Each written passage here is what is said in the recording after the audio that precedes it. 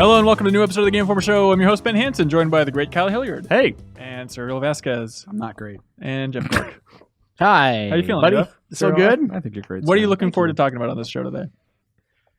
Can I say what we're going to talk about? Yes. I want nothing more than to contribute to a conversation about my favorite anime cartoon, Dragon Ball Z. It's more of an overall franchise concept world universe. It's not just a mere cartoon. It's limiting just to say it is sequential drawings done poorly one after the other.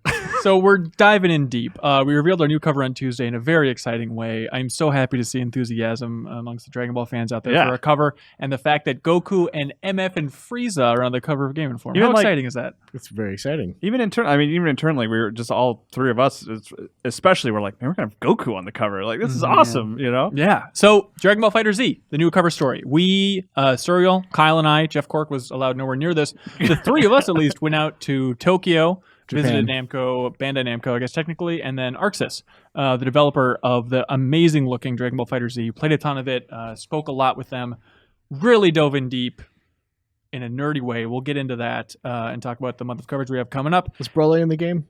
We'll talk all about it. After that, as not a fan, that's amazing. We're also going to talk to Suriel about Gundam Versus. Yeah. And then Kyle, or Cork, you said you want to talk about Dragon's Dogma a little bit? Yeah. Arisen on PS4 and Xbox One. They ported that thing up. Yeah. Poured up. Kyle, Picross S.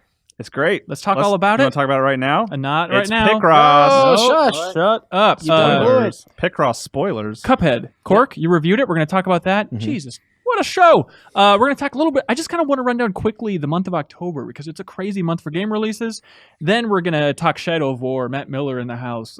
He just finished the game not too long ago, so we'll share all of his thoughts about that. Finally, some Shadow of War talk in this podcast feed. Forza 7 with Kato. You can't hold anymore, but wait. Golf Story, the game that Reiner is losing his mind over. He's just been twirling like a whirling dervish. You may have seen his tweet about it. So look forward to that. After some great community emails, we're also talking to Nick Suttner. Nick Suttner is an interesting fella. It's one of those interviews where it doesn't really focus in on one specific issue. It's just a guy who knows the game industry well, has been in the game industry for a long time, and it's a bit of a wisdom interview. He'll convey some wisdom to you. So Nick used to be back at oneup.com, the site that is basically my father, wrote for EGM, founded the Rebel FM podcast, was on OneUp FM with our very own Phil Kohler back in the day, hosted the PlayStation Blogcast for PlayStation for a while when he worked for Sony. And then also he's technically kind of sort of involved with the origins of Game Club on this podcast because OneUp used to do a Game Club, and our Game Club is very clearly inspired by OneUp. I used to listen to it. It was great. It was fantastic. So we talked to Nick all about his time working in the developer relations department at Sony, specifically focusing on the transition from PS3 to PS4. So if you want an inside look into what it was like on the inside there, to get out of the gate so strong with PS4. I think there's a lot of wisdom there. He's also written a couple books on Team Ico's games. So we talk about Last Guardian, we talk about Shadow of the Colossus. Then he went over to Oculus. We talk about Oculus, future of VR. So overall, a lot of wisdom to impart. And he's a very nice guy. So I hope you enjoyed that interview. Holy cow, that's a lot in one show. Are we done? I feel spent. Do MP3s allow that much content? I don't think so. And technically, if you look at the file, it should be quivering. Like it can't hold anymore. This is an MP4. Straight up. Suriel, Dragon Ball FighterZ, your first cover story. Yeah. Congratulations. How was it? Thank you.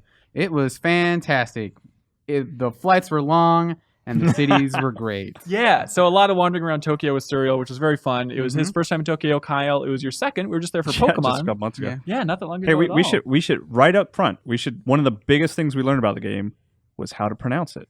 Yeah. And you've been saying it wrong, Hansen. Fix me. It's Dragon Ball FighterZ. Fighters. Also, we learned that was originally the code name. Yeah. In a very, I don't want to call it lazy. Not going for a lazy devs approach, but it's clearly a brand thing. And they even talk about it in an interview we did about Americans love the letter Z at the end of Dragon Ball. Because we love Dragon Ball Z, whereas Love it. Japan, it's much more seen as just Dragon Ball. It's just the overall series. So they just had that as the code name. They're like, F it, let's just go with Dragon Ball FighterZ. Hard the Z official there at the pronunciation. end. So we have an entire month of coverage. I wonder, what was the biggest takeaway, Suriel? You're a huge fighting game fan. To actually dive in deep with this game and especially like interact with the like mad geniuses over at Arxis. Tell me, what had the biggest impression? I think the biggest takeaway is how seriously they are taking this project, not just from the idea of, oh, we want to make a very good Dragon Ball game, but I think they see it as sort of so in recent years, fighting games have sort of becoming more platforms and just, all right, we put a game out and then we just start working on the next one. So they'll Street Fighter V sort of released and wasn't great, but they've been updating it. Killer Instinct gets regular balance updates, and they have like seasons. And I think Namco started to see some of that appeal of let's make a game and then update it for a long time and keep people hooked. And they sort of started that with Xenoverse, Xenoverse 2, which they've been rolling out content updates for a while. And I think with FighterZ, they want to have that sort of fighters. Sorry, I didn't know what game it's you were going to stick talking around. about. Sorry. So they want this game to stick around for a while and not just be another game, another Dragon Ball Z game. They want it to be sort of like their marquee Dragon Ball title for a while, along with the Xenoverse stuff. Yeah, they definitely pitched it as like not exactly a two train tracks moving forward, but that was kind of not necessarily that it's limited to that, but it's very much like we want fighters and we want Xenoverse as like strong things to plow ahead with the Dragon Ball brand. And we spent a lot of time with Bandai Namco, and that was the interesting part too, is outside of the development, just talking about working with that license for so many years. We were able to interview Uchiyama-san. We'll have to post a full interview later on the website and whatnot, but he's been producing Dragon Ball games since the early to mid 90s. He started with Ultimate Battle 22, which was in the interview, which will be online in full. It's interesting because he said he was actually pretty young at the company at that point, and that was actually the transition from like Super Nintendo to PlayStation. Yeah, and one of the things he said was like, in retrospect, they probably shouldn't have put like a new guy in a console transition game, But then his big, I guess you could call it claim to fame, is Budokai. He was kind of the champion, at least of the way it was pitched to us, as like he was the Budokai guy, and you cannot understate the impact that Budokai had on Bandai Namco and also just Dragon Ball games in general. That was a huge takeaway on the trip. Honestly, I love the first and third Budokai. The second one, that world map and those dumb little hopping cards was such a stupid system to tell the story through. Playing the part of Devil's Advocate, Please. What the hell are you talking about? The Budokai. What is it's Dragon Ball Z Budokai. They were fighting games on the PS2, which you remember being great, and go back and look at footage and you kind of want to vomit. But the big thing about them is like they reinvigorated Dragon Ball in a way. Like they had kind of stepped away from the games for a while, but then it started getting popular in America. Dragon Ball Z found an audience in America, so they released this new fighting game. And for like me and Hanson and Serial, like that game coming out was a big deal. It was like the first new Dragon Ball Z fighting game. Like, because like I was a fan and I would look back and see these old Super Nintendo games and PlayStation games and stuff that I didn't have access to. And then this was like, it actually came out in America 2 weeks before it came out in Japan. So that's why it sold like incredibly well. So it was a big deal for Dragon Ball video games. Yeah, absolutely. And that kind of touches on a larger topic that was also a recurring theme throughout the trip. And I think just being a Dragon Ball fan for so long, it's always been this aspect, but it's just fun to dive into it. Like the time discrepancy between Dragon Ball in the West and Japan. Because for us, I was like reading episode synopses and whatnot, like looking forward in the end of the Buu saga and whatnot. That was fun that fans just translated and whatnot. But there's always been this weird discrepancy where in Japan it was like, oh, that old show Dragon Ball, like Dragon Ball Z, that old show that we kind of remember from our childhoods. Whereas for us, it was like early 2000s especially. It's like Dragon Ball Z is the coolest, most modern, epic thing ever, It's changing animation. Right. And so with Budokai, like everyone referred to it, the producers like, it was kind of this old brand, this old TV show. We didn't think people really cared anymore in Japan. Yeah, but it was huge. Yeah, and now we have that again with Super in a way, right? Right. Where even games like, Battle of the Gods or something came out on PS3 not too long ago, and it's like, what is this red-haired Goku? There's always been this fascinating edge, this blurry edge, at least in the West, unless you're a super hardcore fan of just trying to figure out, like, who are these characters? Like, we go to a shop in Japan and be like, what? This guy's name is Hit? What the hell is this? Just see like these figures where it's like pink-haired Goku. I don't know what this is. There's always this feeling of like diving into myth making because like when I was a kid and that stuff was airing in the U.S., my cousins in Mexico had already watched all of it because it aired in Spanish. I found out before it aired in English. And so every time I'd go visit, they'd be like, oh, yeah, there's this guy named Majin Buu, and he's like this pink thing that he's way stronger than Frieza at all. And I was like, he's finished. super into candy. He's hilarious. Yeah. And so we just have to wait of like, all right, I can't wait for this Majin Buu guy to show up. I can't wait for this Cell thing to happen. And it was sort of always sort of like, you are getting to see things come true in a way. Yeah.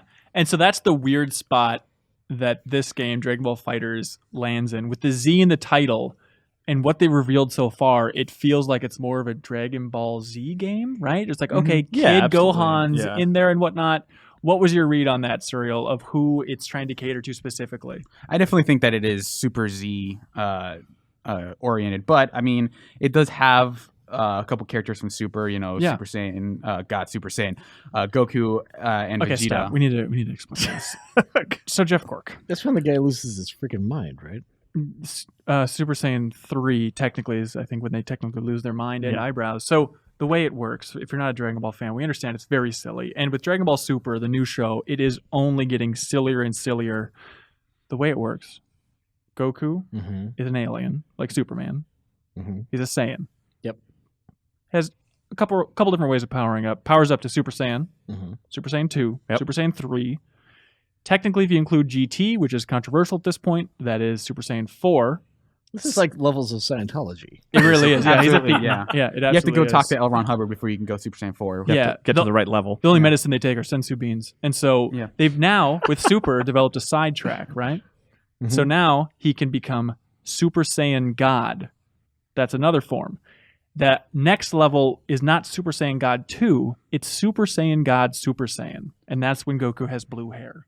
That is officially what they call it. It is objectively stupid. And even dealing with people who are working hands-on with this license at Arxis, at Namco, there's always a wince when they have to say Super Saiyan God Super Saiyan. Because, especially in Japanese, they just say SSGSS, apparently. Yeah. I definitely got several messages from people on Slack as they were editing the cover story of like, are you sure this isn't a typo? Are you Super Saiyan God, Super Saiyan Goku? Is that the name of this character? And I had Yeah. to go, yes, Yeah. that is what they are calling this person. And and to kind of get into FighterZ, they're actually Yeah. treated as separate characters. Hang on, what is the game? Yeah, what's the game? Fighters. God, I'm the one that set all this up.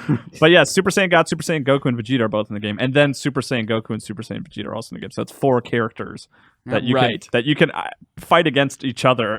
I'm glad we cleared that all Yeah, up. yeah, yeah. And then it's funny too, like watching. There's so much speculation about what characters are eventually going to be announced for this game and whatnot online. But there's this fun stuff. Like people are looking in the silhouette on the cover and seeing like, wait, that's Goku, but it looks like he would have black hair. It's not Super Saiyan hair in the silhouette. So does that confirm Goku Black, who's a super character coming up later on, is going to be in the game?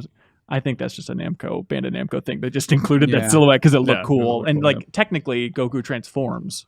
But what did you learn about the overall brand and Toriyama and Shueisha and everything when you're over there, Kyle? Oh, interesting. Yeah, I guess you're asking this because in the magazine, my sort of part in the cover story was writing about the history of Dragon Ball video games in general, Yeah. which you can find in the issue. It was interesting to talk to them. I was expecting more about Toriyama actually, but it sounds like Uchiyama had met him and sort of talked about it Once. and saying that it was really great. It was like meeting one of my heroes. But it sounds like he's pretty hands off with the games in Pretty general. distant. Like he will check in on the sort of scenarios and stuff like that. And he's drawing Android 21 for fighters. But otherwise, he's like. It sounds like he's just not that involved in Dragon Ball much anymore, other than just Which is weird, some isn't it? story I think ideas. he's sort of supervising and sort Yeah. of helping to write Super a little bit, but he's not sort of, I am the main creator Yeah. of Super. That honor belongs to Shueisha, I guess, which is like that's something I feel like I learned. Like they have ownership over that. They're the ones bringing it forward. I'd always kind of connected to Toriyama, and he's certainly the creator. But like today, I don't know how involved he is in Dragon Ball. Well, because he's the creator, because he started the manga with Shueisha, and so they own the rights, I believe, technically, and then Toriyama works within that corporation as the creative genius who they try and squeeze more out of. It's a little bit of a Lucas situation, right? Where it's like, hey, Toriyama, over there in the corner, could you stop working on Dragon Quest or some other nonsense and please come over here and like give this storyline a blessing, give this one a blessing. yeah, And- blessing is like a good word. 'cause Yeah. I think He that's sort mostly of what he's has his doing. own studio. I think he had it or has it at some point called Bird Studio, which is I think Okay. a pun on his name. But I think he has sort of his own thing that further complicates things, obviously. But yeah, the licensing stuff around that stuff was fascinating to learn about. I was hoping that we'd hear more stories of like, oh man, Toriyama came to the launch party of Budokai 2, got drunk, high-fived everybody, but like he feels very remote. But this Android 21 thing is an interesting angle because that was a big pitch of like, there's a character that's going to be involved in the story mode of the game, Android 21, and he designed it. But then in the trailer reveal, it's like design inspired by Toriyama. It even had kind of a wording weird is very strange. phrasing. Yeah. So what does Android 21 look like? So She looks woman with cool. glasses. Yeah. She Yeah. kind of looks like a Dragon Ball take on Harley Quinn. Almost is kind of my first reaction. Scientist or like psychiatrist version of Harley Quinn. Yeah, She's cool. I like her. She's got black fingernail polish that I think looks really cool. The confusing thing, and we're going to be rolling out features throughout the month that might shine a little more light. I believe you wrote about her in the cover story as well, Surreal.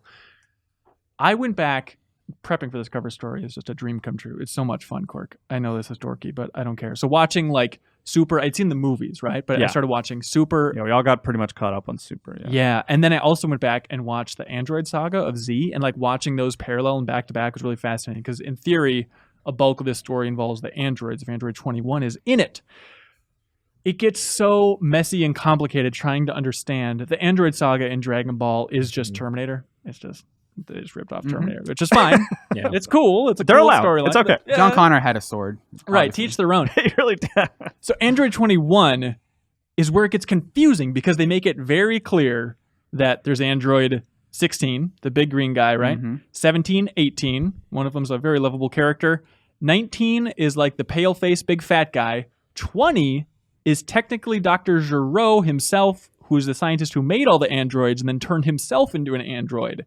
And they make it painfully clear in Dragon Ball Z. It's very funny to go back and watch this clip because adult Trunks and Krillin go to the lab to destroy Cell when he's still just in a test tube or whatever. And he's like, oh my God. Trunks is like, there's all the notes here from all the androids, all the android designs. And they're talking to each other like, are there any other android designs possibly on the table there that we need to know about? And like, absolutely not. He's like, the only other thing here is something about a gas-powered toaster. And they're like, okay, good. Now let's blow it up. So if they pull that out from this game, that the gas-powered toaster I was originally actually started as a gas-powered that would be the best deep cut. Who knows how that was translated? Turns out on this page of list of all androids, it said page 1, and we had to flip over to page. Oh, we missed it. Right, but what we know about Android 21 is she's also a scientist. She's a researcher. In theory, For she's the part of the Red Red Ribbon Ribbon Army, yeah. so she knows Dr. Gero in some way. So maybe she's just another researcher that really looked up to Dr. Gero. Yeah. Weird if she was a lover. A little weird. Could be. Yeah. Dr. Gero's very It's a old little and creepy. strange, yeah. And then turns herself into an android and then names herself in honor of the lineage of Dr. Gero. You keep saying that. It seems like you're rolling right past it, which I think you need to slow down for a second. People are able to turn themselves into androids? This one guy. He Have was you ever- smart. You have to be really smart to do it. Not just anyone. Has he can taken turn his brain themselves and into- put it into a robot body? Basically, what he so. did is Yeah. he took his brain out. Uh-huh. They don't show this, but he takes his brain out and then puts it in a computer and then kind of has a Krang style dome on his head. Right. Okay. It's That's like that it. episode of C Lab 2021. Yeah, that's basically all he has. Okay. So here's the deal. That's a lot of Dragon Ball FighterZ talk, a lot of Dragon Ball talk. We're going to have a special edition podcast coming up later in the month, which I'm very excited, where we're going to dive in deep on Toriyama even more, his history in the game industry. Yeah. Have some exciting interviews involved with that. And then we're also going to have a big old discussion about Dragon Ball Super because I'm very excited to talk about it. Yeah, and I think even if you want to prep for that, maybe Please. I think we're gonna try to talk about it in terms of like where the English dub currently is, right? That's that what the we're plan? thinking. It's So- tough to know when to cut off. So if you want to but- watch it like with us, keep up with get caught up to the show where it is in the English dub. Definitely Yeah. the first 2 seasons, and I think a few episodes into season 3. Right? Yeah, it's around it. Yeah, so- we'll definitely announce it and make it more clear and stuff exactly what Yeah, we're going to be absolutely. talking about. It was really fun just going on this cover story trip with fighting game expert Surreal and Dragon Ball fan Kyle because like we'd be Not an watching the expert. game and Surreal would be like jotting down the numbers and trying to understand like every UI prompt in this fighting game and Kyle would be like, oh man, this is cool. Kid Gohan, Unit Kamehameha against Cell. That looks badass. Right. It's just like the show, guys. It's just like the I was show. so There were- excited just there to were see it happening. on A the couple screen. questions that I think kind of even confused them because it has a combo system sort of like Guilty Gears where if you don't do an actual combo but the opponent doesn't see it, the counter changes colors. And so I asked them about that. Is that like Guilty Gear? And they're like, we'll have to get back to you. And then they're like, yes, it's sort of like Guilty Gear. And then the other thing we got was that we noticed that the Dragon Balls were appearing on the actual screen itself. You can see it in the footage that we just posted yesterday on the site. Right. And so that was another thing that like we kind of noticed and they were like, oh yeah, we can tell you about them a little bit. They didn't tell us exactly what they Like do. something will happen. Right. They hinted, I thought, that like, oh, it'll be interesting for tournament play. Right. They said it was something new to fighting. It was a feature new to fighting games. And I think there was a little bit of translation issues because I think they said it's a new system. And they said, well, it's more of a feature.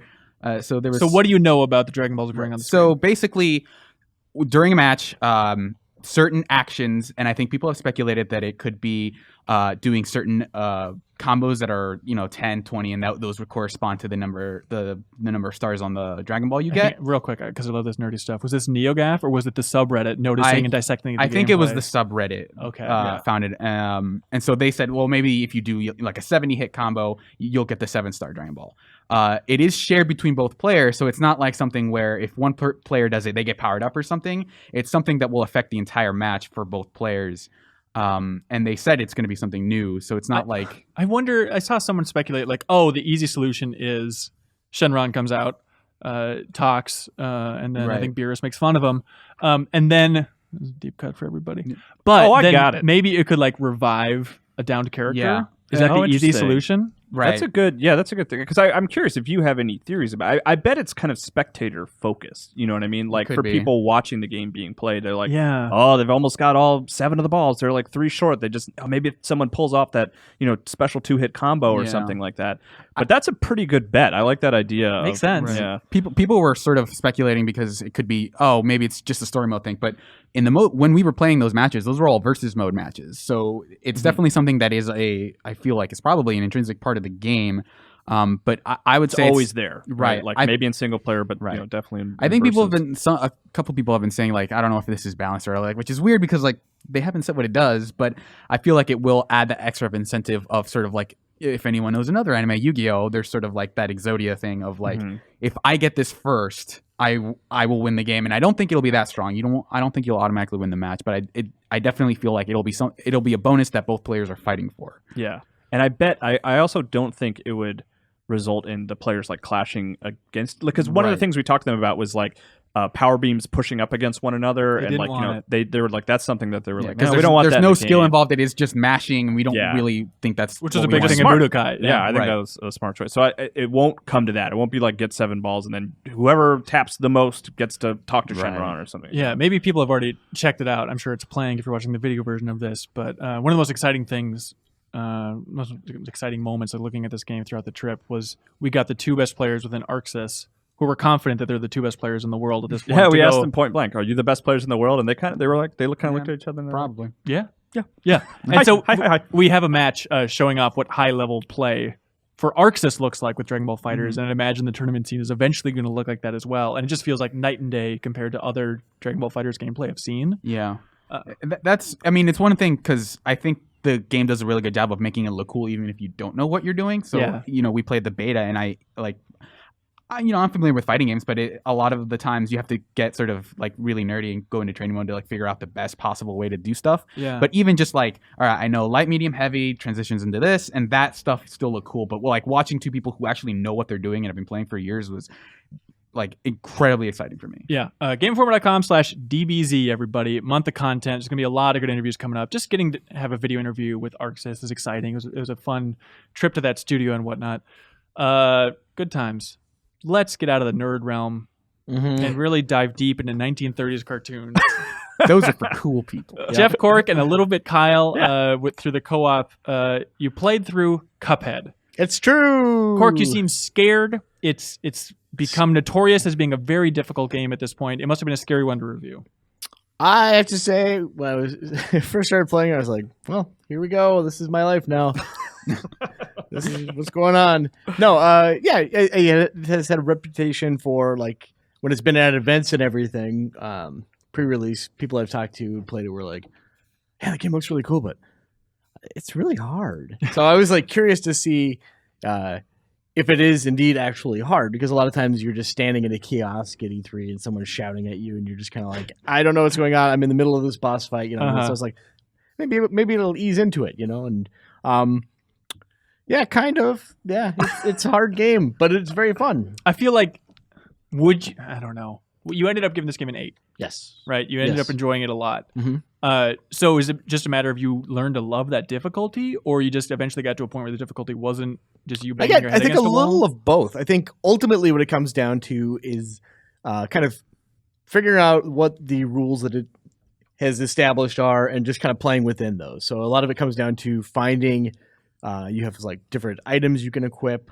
finding out which ones work best for bosses. It's not like a Mega Man style thing where it's like, oh, if you want to fight this guy, you need to absolutely have this equipped because it's like his elemental weakness or anything like that. But if you have some like, there's like a boss later on that kind of does an attack where they kind of split into pieces and then warp from one side to the other. And it's like you can avoid those, or you can activate this this one ability that lets you just kind of teleport from one side to the other. And it's like, well, naturally that's going to help tremendously. It started out being shown, I think we talked about it during the interview last week, as just a pure boss rush mode. And that was my overall impression, is playing it and also seeing you guys play so much of it. It's like, oh, there's a lot more going on here than I thought. Like the world map, you're wandering around, equipping different things. It's more detailed and complex than I imagined. Yeah, the world map is very simple. I mean, there's not a whole lot going on there. I mean, there are a few little things where it's like, oh, if I talk to this guy after I do this thing happens. But it's not like you're exploring it in any meaningful way, which isn't the intent. It's like it's just kind of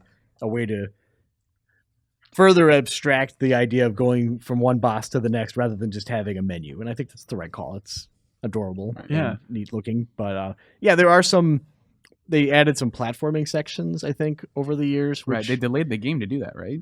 Yeah, that's my understanding. That way, And I don't know if it was necessarily the right call, because ultimately I think that those are the weakest part of the game by a mile. Yeah. I think it excels when it is just focused on the boss battles, because they're interesting and super difficult, but they're difficult in a way where I didn't feel like F this S, if you know what I'm saying. I'm like, picking it up.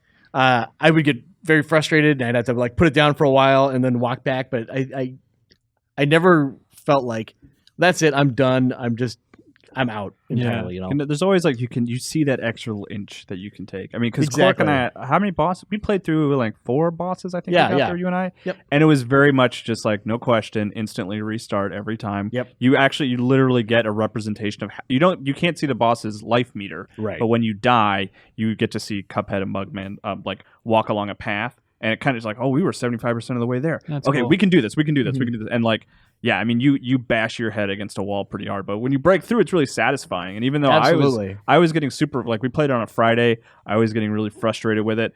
By like the next day, I was kind of like, I kind of want to play more of this. I miss this game. Wow. Like I want to play more, even though like we were having a brutally difficult time. Yeah. It seemed like the kind of game where every time you lose, you sort of have notes for yourself of like, okay, I lost, but if I had done this, this, and this, I think I can get him. And which I think is sort of a line between a game that is tough but fair and a game that's just, well, I have no idea what I was supposed to do there. I guess I'll F that S. It helps like the controls are super spot on. You know, you don't say F that S because the Fling controls that are so saucer. good. Yeah, that's right. Yeah. It's pretty NSFW, guys. But does the visuals, does the charm wear off, Kyle? You love old cartoons and whatnot. You're a visually oriented guy. The one thing I'll say is when you're playing the game, I do love looking at visuals. You're right. When you're playing the game, like you actually can't focus on it very much. So there's a lot of like all this really cool stuff was happening, but I feel like I was just focused on my character so much, just trying to make sure I dodged everything that was coming at me. So it really is like a good game to just like watch somebody else play, but which is what I did. I was your desk is right across from mine, and that's where you guys were playing, and I was just watching it all day, being very distracted and not being able to work at all. I thought you were looking at the back of Cork's head. Oh, that too. I mean, I have 2 eyes. I can do both. I see. But to your initial question of like whether like it wears off, it doesn't, because every boss fight is really different and surprising. Like that rat that we were fighting on the little like he has this like electronic contraption that he goes up and down.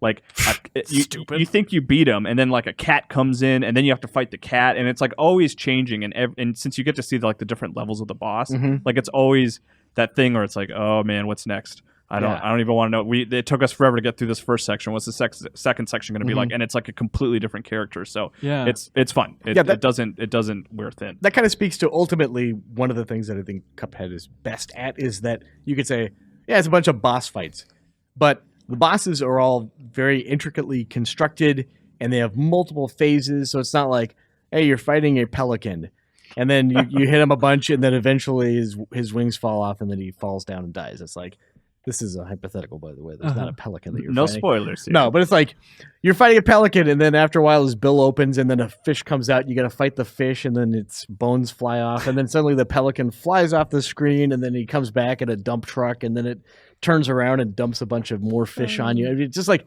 super wacky, multiple phases. Awesome. And you can play regular difficulty, which is the default because that's why it's called regular, or you could play something the simplified version, right? And the simplified version is still not easy by No. It's still pretty tough. That's what I tried. It It's sounds Yeah. like you're speaking from experience. Oh, yes. Yeah, but it reduces, and I think it's a bummer because it reduces the number of phases that are required to complete a boss So you fight. see less. You see less. So like you fight the pelican boss, and you won't see the part where he comes back with the dump truck and the fish, which is a really cool That's the visual in my trade-off you have to imagination. make. It's a really Right. cool idea. Okay. And you also have to beat it in regular if you want to fight the last couple of bosses. So if you Yeah. want to finish it, you need to get good. So is as they it? say. Do you feel like that sort of intricacy and complexity in terms of like the visual splendor? Do you think that's what's missing from the run and gun levels? I think what's missing from those is ultimately they're not interesting from a design standpoint. Okay. Yeah. So yeah, I think visually they look fine. It's like, hey, that woodpecker is pretty cool looking, but I don't think it's nearly as interesting as when you're just moving from left to right and jumping on platforms. And this guy's basically a Hammer brother. It's a lot more repeated Yeah. stuff. Yeah. You know, a lot more repeated enemies and repeated things you have to dodge in Yeah. platforming levels. It's weird. I mean, the game's on Steam, but basically, I mean, it is an Xbox exclusive, as they explained. So it was a funny Lifetime moment. exclusive. And personal computer. Leo in the booth, you want to get ready for this one. But it was fun to hear you playing, and then all of a sudden you go, wait a minute, that's just Mario. And like they include the Mario World athletic theme, and like a very heavy-handed homage. Leo, I don't know if you want to YouTube that and jack this baby in. Let me know if you find it. But Oh, I saw Cuphead- some know-it-alls who are big ragtime enthusiasts, of course, on social media. Were like, "Oh, that's just a classic ragtime riff." Mario didn't invent that. It's like, oh yeah, I'm sure you knew that. Koji Kondo clearly was just a fan of I've the been on original Google for 5 genius. minutes, and this is what I learned. Yeah. Yep. Herbert Showman. There it is. Is this it? Is it? I think it'll eventually transition to it. There we go. Oh, I hear Yeah, it. here we go. Oh, he's just getting good. It makes all platforming better hearing this. Yeah, classic ragtime, of which the athletic theme was inspired by. I don't know. I guess there is like this ragtime guy who has an awesome cover. Tim Turris always says with this. Piano player, right? Yeah, the Yoshi's Island athletic theme, Yeah. which is amazing. Yeah, it's always fun to hear. Yeah, Well, hell, let's just keep this music going. Awesome. 8.0, Cuphead. You got to commit to that game, man. Really? Yeah. If you want to play, like you gotta lock in. yep. Okay. Yeah, tell everybody in your house, shut up. I'm playing Cuphead. And then when No, you're, seriously, shut up. when you're done, then you go on Twitter and say, "Oh, it wasn't that hard." Yeah. Yep, exactly. Perfect. Awesome. Moving on. Real quick, Picross S, Kyle. First Picross on the Switch. You're a huge Yeah. fan. Love Should people Picross. pick this one up or pick up the old 3DS games that you love? Honestly, as politely as I can say it, they're all the same. Like you really cannot go wrong. Really? It either seems way. like the 3D ones people. Well, okay, yeah. If you're gonna play any Picross game, 3D Round 2 is Thank you, the that's what I'm best. looking That's what I want. But like Picross S is a great 2D Picross game. You lose out on the touchscreen, which is kind of nice to do Yeah. on the DS. But I have acclimated very quickly to using the buttons. And plus, you can throw that stuff up on the big screen and finally play Picross on a TV. It's a classic puzzle game. If you've never seen it, that I've never played, but everyone's insists. Yeah. Every time I look at my TV, I think there should just be more Picross on this thing. It's just about like building pictures. It's kind of like math logic. It's just addictive. Which isn't honestly a word I like to use to describe video games, but like I really love it, and it's just a relaxing game for me, and I will always play every one that comes out because Just like your Cuphead, basically. It's the opposite of Cuphead. Cork, you're Yeah. falling in love again with Dragon's Dogma Dark Arisen. What is Yeah. it about this game? Every time it comes back, it Yes. seems like every 2 years, and the fans just champion the hell out of it. Cicadas, yeah. What is it about the game that's so special? It is. I'll just go really quickly. Yeah. Has a crazy, weird world. Okay. Fantasy. Fantasy. Yeah, there's like swords and dragons. You're not Okay. going to believe this. And you Hold get on to armor. that. Okay. You could climb up bosses, Shadow of Colossus style, stab them in the back You can of their climb up heads. anything, actually. Well, not anything. You can't Well, climb up the animals sky. and stuff. Surreal. This isn't Breath of the Well, not Wild. yet. I said you can't climb up the skies. So, and you've got the pawn system, which is absolutely the most clever thing. Everyone talks about like, Oh man, active reload. Why doesn't anyone rip that Nemesis. off? Nemesis system. Hey. Just put that in another game. It's not hard. Hey, pawn system. It's the best. So basically what happens is you are a guy. Early on in the game, Love it. you build a guy who is a companion to you. That is your pawn. Mm-hmm. But you can have a party of 4. So what you do is enlist 2 other pawns when you're connected online that other users have created, right? And likewise, other people can enlist your pawn into their game. When your pawn is gone, which you won't see, your pawn is still with you. They are acquiring like experience about quests that the other person is taking them on, things about the world, things about monsters, weaknesses, and things like that. And then when you go to an inn, that knowledge is synced up, and you will get credit for someone using your pawn, and then it'll be like, hey, your pawn now knows about this quest. So now when you start this quest, if you haven't done it before, they'll be like, hey, there's going to be some traps up ahead. It's a very cool system. That's nice. And how does the pawn become a queen? How does you have to make it all the way to the other end? Okay. Which is harder than you think. Yeah. Cool. So definitely check it out. I mean, for what type of fan? Just fantasy, Skyrim, open world, RPG, action? It's got a little bit more of an action bent, I think. Yeah. The combat it involves combos a little bit, and so there's like a fusion of party coordination of everyone do their spells in sync a little bit, and then also I'm going to do like a 3-hit combo with my sword. If you like things that are fun as hell and awesome, you should play that. No, I don't like either of those Fans things. of Deep Down. Check it out. Gundam Versus. Yeah. Serial, you've also been playing this. Have you reviewed it? Yeah. What's the score on that, It's baby? another game based on a very popular anime series that Bandai Namco has the rights to make games for. Interesting. I gave it an 8.25. Holy 'cause cow, I think okay. It's pretty fun. Fighting game? It's sort of like if you've ever played, obviously you guys have all played Virtual On. Sure. Custom Robo, it's sort of like a 3D fighting game, but it's sort of it's very large. What? Gotcha Force? Exactly like that. Yes. Oh. I'm listening. But it's so basically it's like behind. Just imagine sort of like a lock-on game, sort of like Zone of the Enders. Devil May, yeah, sort of like the Zone of the Enders a little bit, where you take the form of a Gundam and you're locking onto an opponent, and all your movements are based around sort of locking on and fighting. Xenoverse. Right. It really is Gotcha Force. It is all of these games, but sort of. I think it manages to be a pretty fun game whether or not you like Gundam, but I think it is especially appealing to Gundam fans. I mean, one of the best Gundam games, or what are you saying here? I actually think it's probably the Gundam game I think I've enjoyed most playing. Oh wow. Because I think in the past, I've played quite a few Gundam games, but it'd be more like I like being in the Gundam world. Zeonic Front, I think, was an interesting side story, but it wasn't a very good game. Yeah. Federation versus Zeon was an interesting look at the story of the original Gundam, but again, it was an all right game, but it wasn't great. Whereas I think the combat in this is actually good enough on its own that you don't have to be a Gundam fan to enjoy it. So I mean, it feels like a fighting game in that there are all these actions you can take at any given time. And the thing that makes this one sort of its unique flair is that you can basically cancel pretty much anything into anything. So there's all these sort of fake outs of I'm going to dash in, do an attack, and then cancel that attack into a dash and just sort of keep faking you out until I hit you.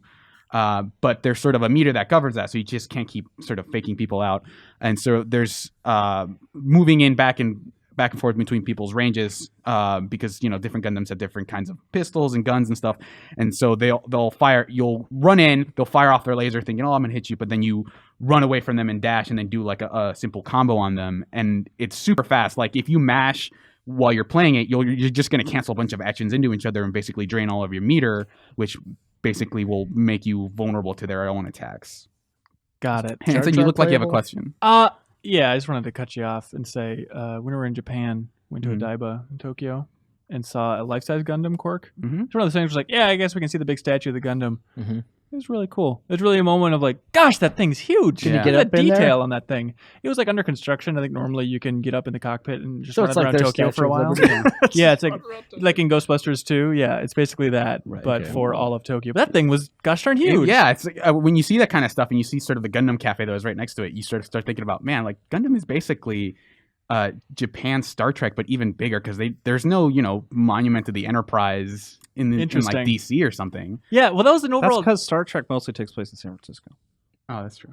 I guess it did crash there, yeah, into darkness. But is an interesting take on Dragon Ball in general too. Like a lot of the people we talked to, one of them was a Western guy, but he married a Japanese lady, And he's like, yeah, my wife just knows everything about Dragon Ball. Like, she doesn't even consider herself a fan, but she knows like the intricate details. She Trunks' movements of his hands that he can do, like every story beat. Like, it's just those certain franchises and series are just like ingrained in the storytelling culture of Japan. I think Gundam even more so, because I think Gundam has the advantage of it's been around since like I want to say 79. Wow. So it's been around for almost 40 years, and again, like Star Trek, there have been multiple series that take place across multiple universes, and so one of the cool things about this Gundam Versus is that they just sort of throw a bunch of mobile suits, which is a term for Gundams and other machines that you can enter, and they just throw in a bunch of like crossover series of like, here's Gundam Wing, here's Mobile Suit Gundam, here's some of the later stuff like Gundam Thunderbolt and Iron Blooded Orphans, things that Cork is obviously all familiar with. So it's the issue that I have with it is sort of that's all it is. It's just a repository for let's throw a bunch of Gundams together and have them just beat each other up, and that stuff is really fun. And I've enjoyed going online and fighting against other people, and I actually think it has a lot of depth to it in terms of like how you move and stuff. But the arcade mode and the survival mode, they sort of have some fights. It's like, oh, I remember that fight from that series, but there's no sort of like, here's why Gundam is cool, or like here's like the story that you should know about these things. It just feels like here's a party game that has a bunch of Gundams in it that also is really interesting and competitive. Quick question for you: when you are fighting, are there any levels that take place in a city? Yes. Follow-up question: are these buildings? Can you knock them down and throw them in? Really? So, hello, glasses slide down nose.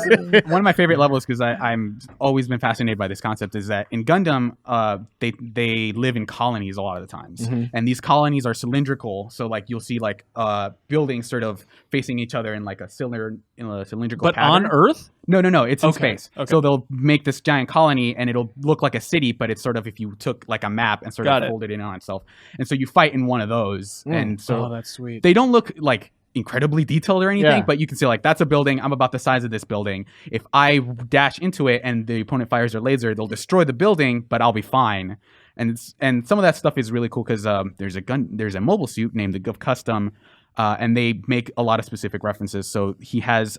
In the show that he's in, it's called the 8th MS Team.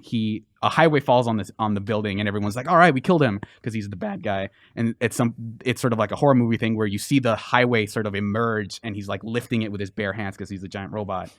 And in the game, he can just summon that piece of highway wherever he is and just chuck it at people. So that's a cool reference. And there's other stuff like he does like a very cool downward stab where he just twists the knife into a robot and oil comes out of it because it's supposed to be like blood, and it's like very cool homage that you can do that in the game.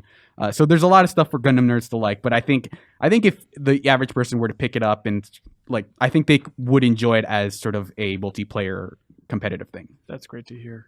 Real quick, October. I think people have been talking. I've played it. I want to talk about the month of October, right? Because people have been talking about like the end of October and the crazy 3-way matchup that's going to be at the end that we can get to. But I just looked at the release calendar available on GameInformer.com recently, and was like, "Holy crap! These games are coming out in October." I had no idea these things were coming up so soon. Real quick, Battle Chasers Night War, right? From the artist and some of the team behind Darksiders. Ben Reeves reviewed it, gave it a 7.75, so it's a little bit grindy and whatnot. Forza 7, right? Mario & Luigi Superstar Saga comes out on the 6th. Shadow of War, which we're going to be talking about very soon, comes out on the 10th. Evil Within 2 on the 13th. Gran Turismo Sport on the 17th. That South Park game apparently is coming out in a couple of days. On October 17th, Age of Empires Definitive Edition, the game of the year, clearly. Right. That's on the 19th. Fire Emblem Warriors on the Switch on the 20th. Assassin's Creed Origins, Super Mario Odyssey, and Wolfenstein 2 New Colossus on the 27th. And Bubsy, Will He Strike Back on the 31st. Man. It's a crazy month. We haven't even gotten to November yet. Yeah. But I think this year is there's also really needs to chill out. So for a lot of people, there's going to be the PC version of Destiny 2, because I know a lot of people have been waiting for it. Yeah, it's one of the craziest months in gaming for a long time, assuming that all these games pan out. But odds are looking high that some of these Mario Odyssey are looking really good, right? And it should be fun. What are you most looking forward to playing there, Cork? Hey, Mario Odyssey. I'm looking forward to the Assassin's Creed. Yeah, absolutely. Oh, didn't even mention also today, if you're listening on Thursday, Stardew Valley came out on the Switch. Which I'm really hoping, Cork, this one captures your imagination, because you started it and then stopped it pretty quickly, right? It's true. But if you have it on the go, I know you're always walking I'm around always town. on the go. Try and stop me. You bring your couch cushions with you, strapped to your butt. But I hope you play Stardew Valley on the Switch. Yes. Because that game is absolutely amazing. Some would say best game of the year last year. This Hmm. guy.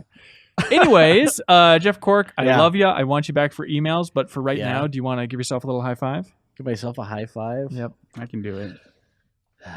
Matt Miller, welcome to the Game Informer Show, sir.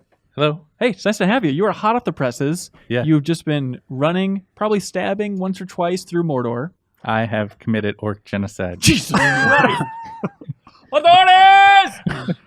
Miller, you knew a lot about this game going in. Yeah. Ultimately, how is Middle-earth Shadow of War? It's great. Really?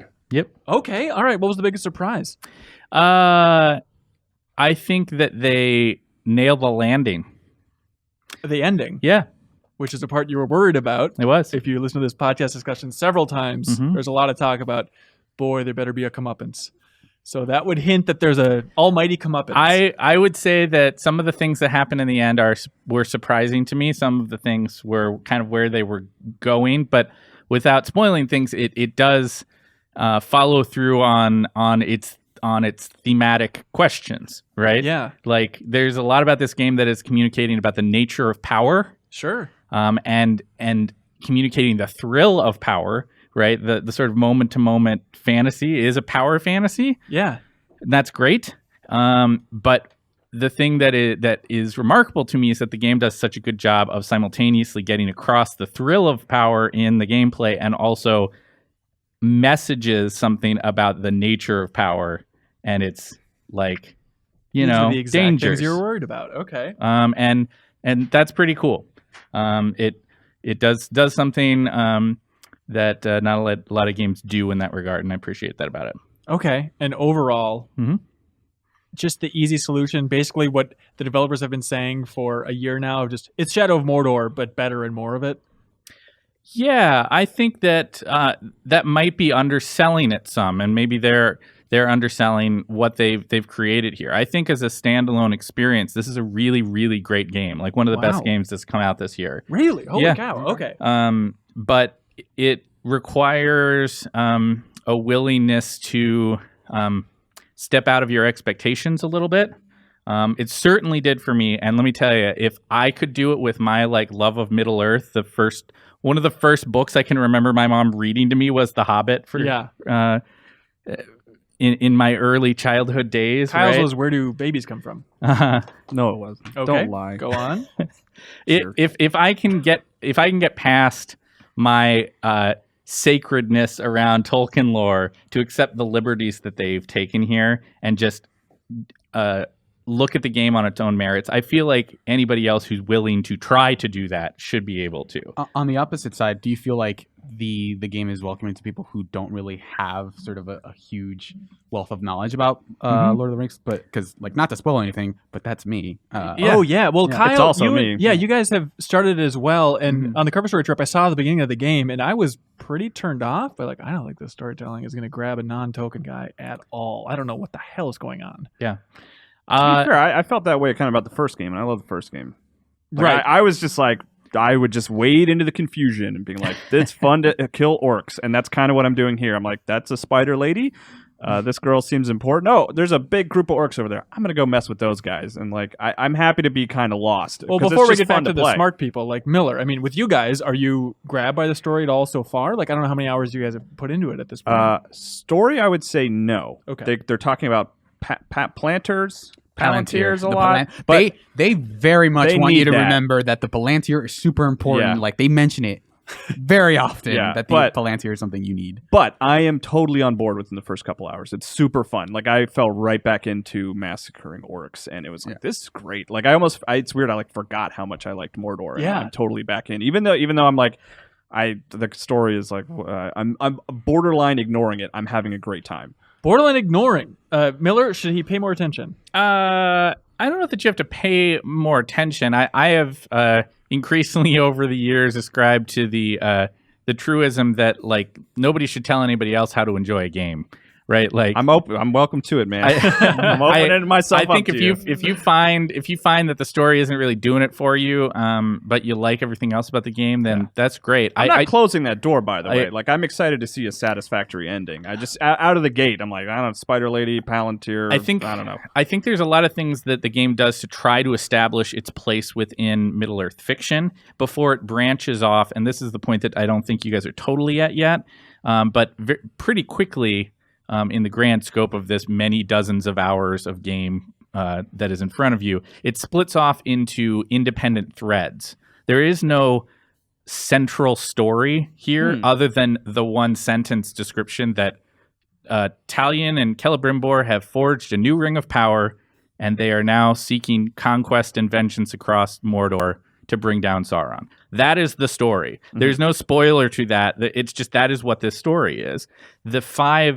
I think there's 5 main story threads are independent one from another, but they each deal with a different aspect of what's happening, right? Like one of them is about the defenders of Minas Ithil, right? Another one is about confronting the Nazgul, right? Each one of these different threads does something kind of interesting. They're not really side quests in the traditional sense. They are story missions. It's just that that's how the story of the game unfolds. And then, of course, the last thread, the very important thread, is your own emergent story that you create by like engaging with the Nemesis system and encountering foes and making allies and dominating orcs and taking over fortresses. That is it's not a story in the traditional sense, but it is kind of your own story in Middle Earth. You're developing your own thread, kind of. Yeah. Just by recognizing orc names, you're like developing a story, which is great. It's very cool. I will say, in defense of this story, in comparison with Mordor, it's a lot more fleshed out this time. I don't think you're going to be confused. I mean, it paints in pretty broad strokes. Those individual story threads of like what's happening and why you should care about it and what's important and who are the main people here. And each one of those missions is pretty fun. And you should do all of them. It's weird. It's kind of a game where a lot of times I will say to people when it's one of these big open world games, like, just pick and choose what you want to do. I kind of think that if you're going to play this game, like, go for it. Like, do all the story threads because they're all really fun. They're all really different. They all offer different types of gameplay and experiences, and they are all the main story in a weird way. Okay. So since Mordor came out, Yeah. everyone's like, Nemesis system, cool as hell. Maybe it's just in this office and maybe some intense discussion throughout the years. But I feel like bubbling up, there's been this trend of like, it wasn't that special. You guys are reading too much into it. Do you feel like it has taken another step up in this? Are you feeling it more? What was your overall read just on the fun of the Nemesis system? I love the Nemesis system. If there has been complaints about what it was in Mordor, the ones that the only ones that I ever felt was that it didn't reach its potential. And here it does. Here there's follow through on it, right? Like there are moments that are genuinely surprising and kind of made me laugh, just because of the weirdness of like characters that would show back up and situations that would re-arise and things that would get addressed in very specific ways. Can you give examples? Like there are dialogue threads from individual characters. So like I might fight a character and they would retreat in battle and they would get away from me, right? And they might show back up in a fortress assault later. And not only was it that character addressing their own weird like thing, like I really like rhyming, like that's my thing. Is I like rhyme. Or another everybody guy thinks this is dorky. This is cool. like, but he would then have a dialogue thread that was specific to the fortress assault that I was engaging in, right? That made it feel like it was really like genuinely like, oh, this is like really happening, right? Like this guy knows what's happening in the world and is engaging. He went it, off right? and lived a life. Yes, like and then came back, raised some orc babies, pulled them out of the mud. They even have some situations, without spoiling how they do it, they address the fact that there's sometimes orcs that you kill in the game in gruesome, terrible ways, and then they come back. They address that. They address it in this game in certain instances, and that's really unusual. Spoilers of like, oh, they put me head back on. Sometimes it's weird. What rhymes with decapitation? But I think that the variety of those different narrative things that the orcs say and their different personalities is really fun. I've had a quick thing. It's like one of my favorites so far is like, every time you meet an orc that's like a commander or captain, you get a couple lines of dialogue to kind of establish their character. Yeah. I had one guy that I met last night that just like clashed with me and just screamed in my face. Yes. And it was like whatever the orc name, the Screamer was his name. Like he just didn't have any lines of dialogue. Just yell, and like a high pitched scream too, not like a low growl, but like a high pitched yell just in my face. And then we separated and fought. And it was so funny. Now, what's funny is that like I can completely identify with that. I have never met that character.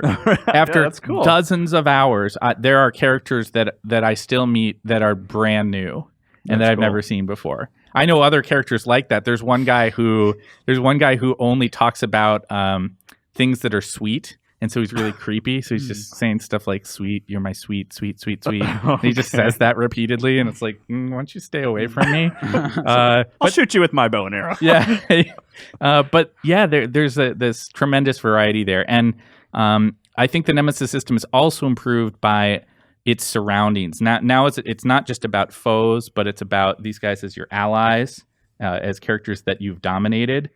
And that their dialogue and personality continues to shift in response to that, right? Like a character you might bring to your side, and then later on you kill somebody who he knew, and so he gets pissed off at you, and he talks to you as your ally, not just as some other orc, but as a character who's like, now I'm going to betray you because you killed my blood brother over here, right? Moments like that are really exciting. And you have the fortress assaults, right, which add increased levels of sort of emergent experiences. They feel like the climax of a lot of the Nemesis system stuff. Okay, it sort of brings all that Nemesis system stuff to a head. Yeah, and puts both your allies and your enemies right up front. Awesome. So does it feel like that stuff ties into the larger narrative of the world? Because I think one of my issues with Mordor was that at the end of the game, they sort of had like a throwaway implementation of like, oh, by the way, the Nemesis system exists, and then we're just going to continue on with our own regular story. Again, without spoiling things, I will say that one of the story threads that you go through offers a very clear connection to the important nemesis that you have fought up to that point, and offers that kind of conclusive thing. Okay. Meanwhile, that broader story of like Talion and Celebrimbor and their confrontation against Sauron, that's really put in the fore for the very wrap up of the game. Awesome. That makes sense. So we talked about it in the podcast earlier this week, even with Michael the Plotter, VP of Creative over there.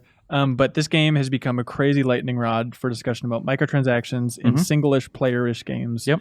I know you are allergic to microtransactions. What was your read on how they're implemented? They are mostly optional here. They didn't improve. Yeah, well, they're optional. I mean, they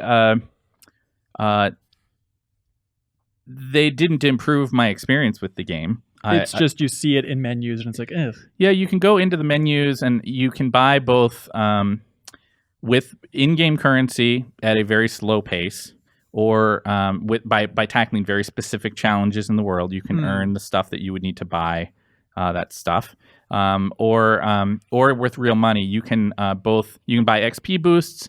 You can buy allies, right, and you can buy very good weapons and armor. Right? Okay. My problem with this is that it diminishes the value of those things in the game proper. Of course. Right. By engaging with them. Now they're optional, so I think somebody could just say like, well, why don't you just ignore them, right? But you are earning those things in game, and so it pulls you over into that menu, being like, well, I've got this stuff, I don't have anything else to spend it on. Yeah. I kind of should spend it here. But you're scared of opening Pandora's box. Well, but you buy a chest without ever spending any money. You buy a chest and you get these like, wow, this is like one of the best swords in the game that I just got. Yeah. All right, so maybe I should keep going after those. So from a pure like min-maxing perspective of getting the best allies to defend your fort, or getting legendary weapons and armor, you kind of want to go after those, because we, as game players, we all want to have the best stuff, right? Like I really it's want built into Galug, us. the game ruiner. Right.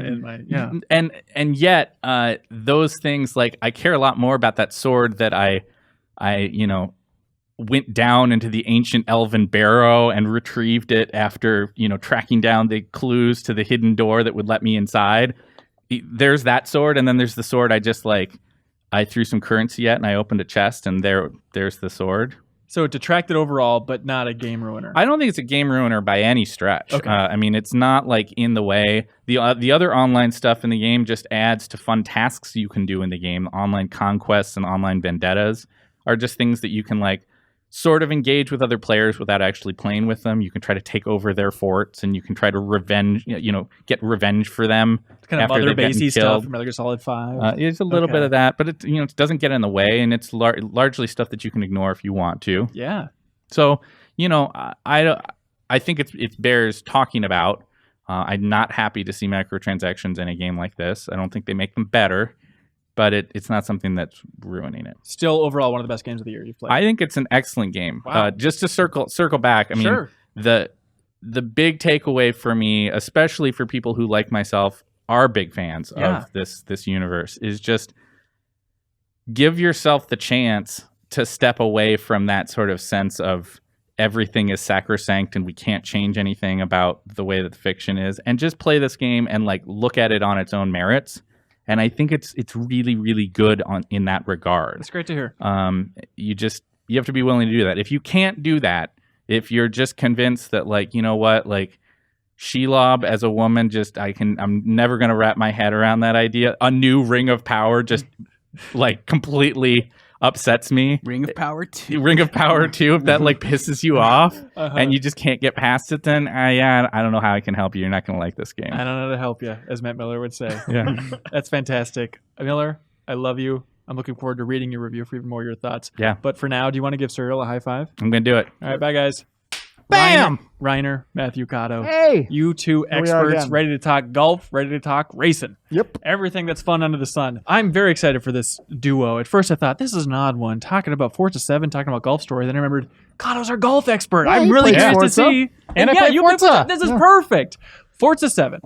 Cotto, you've been playing a fair amount of it. What's the most interesting thing about Forza 7? Most unexpected thing? The most unexpected thing? Or interesting? Let's go either. It's got a pretty tight structure in the sense that it has some crates, and basically the interesting thing, and I'll say that in the Minnesota way, it's like, that's interesting, is that when you buy your car, like it's tied to a certain division. So if you buy like a Honda Civic of a certain kind, you can only race it in this one series, and then you can buy upgrades for it, but you cannot, those upgrades break that division. So then you can't race that car in the division. So then you're like, well, why do I race this car? Can I race it online?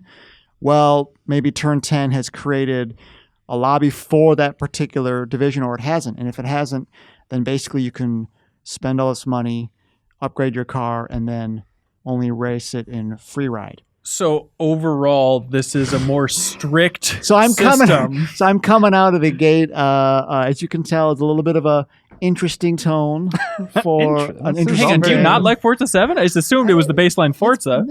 It's different. What are you saying, Cotto? Let's go.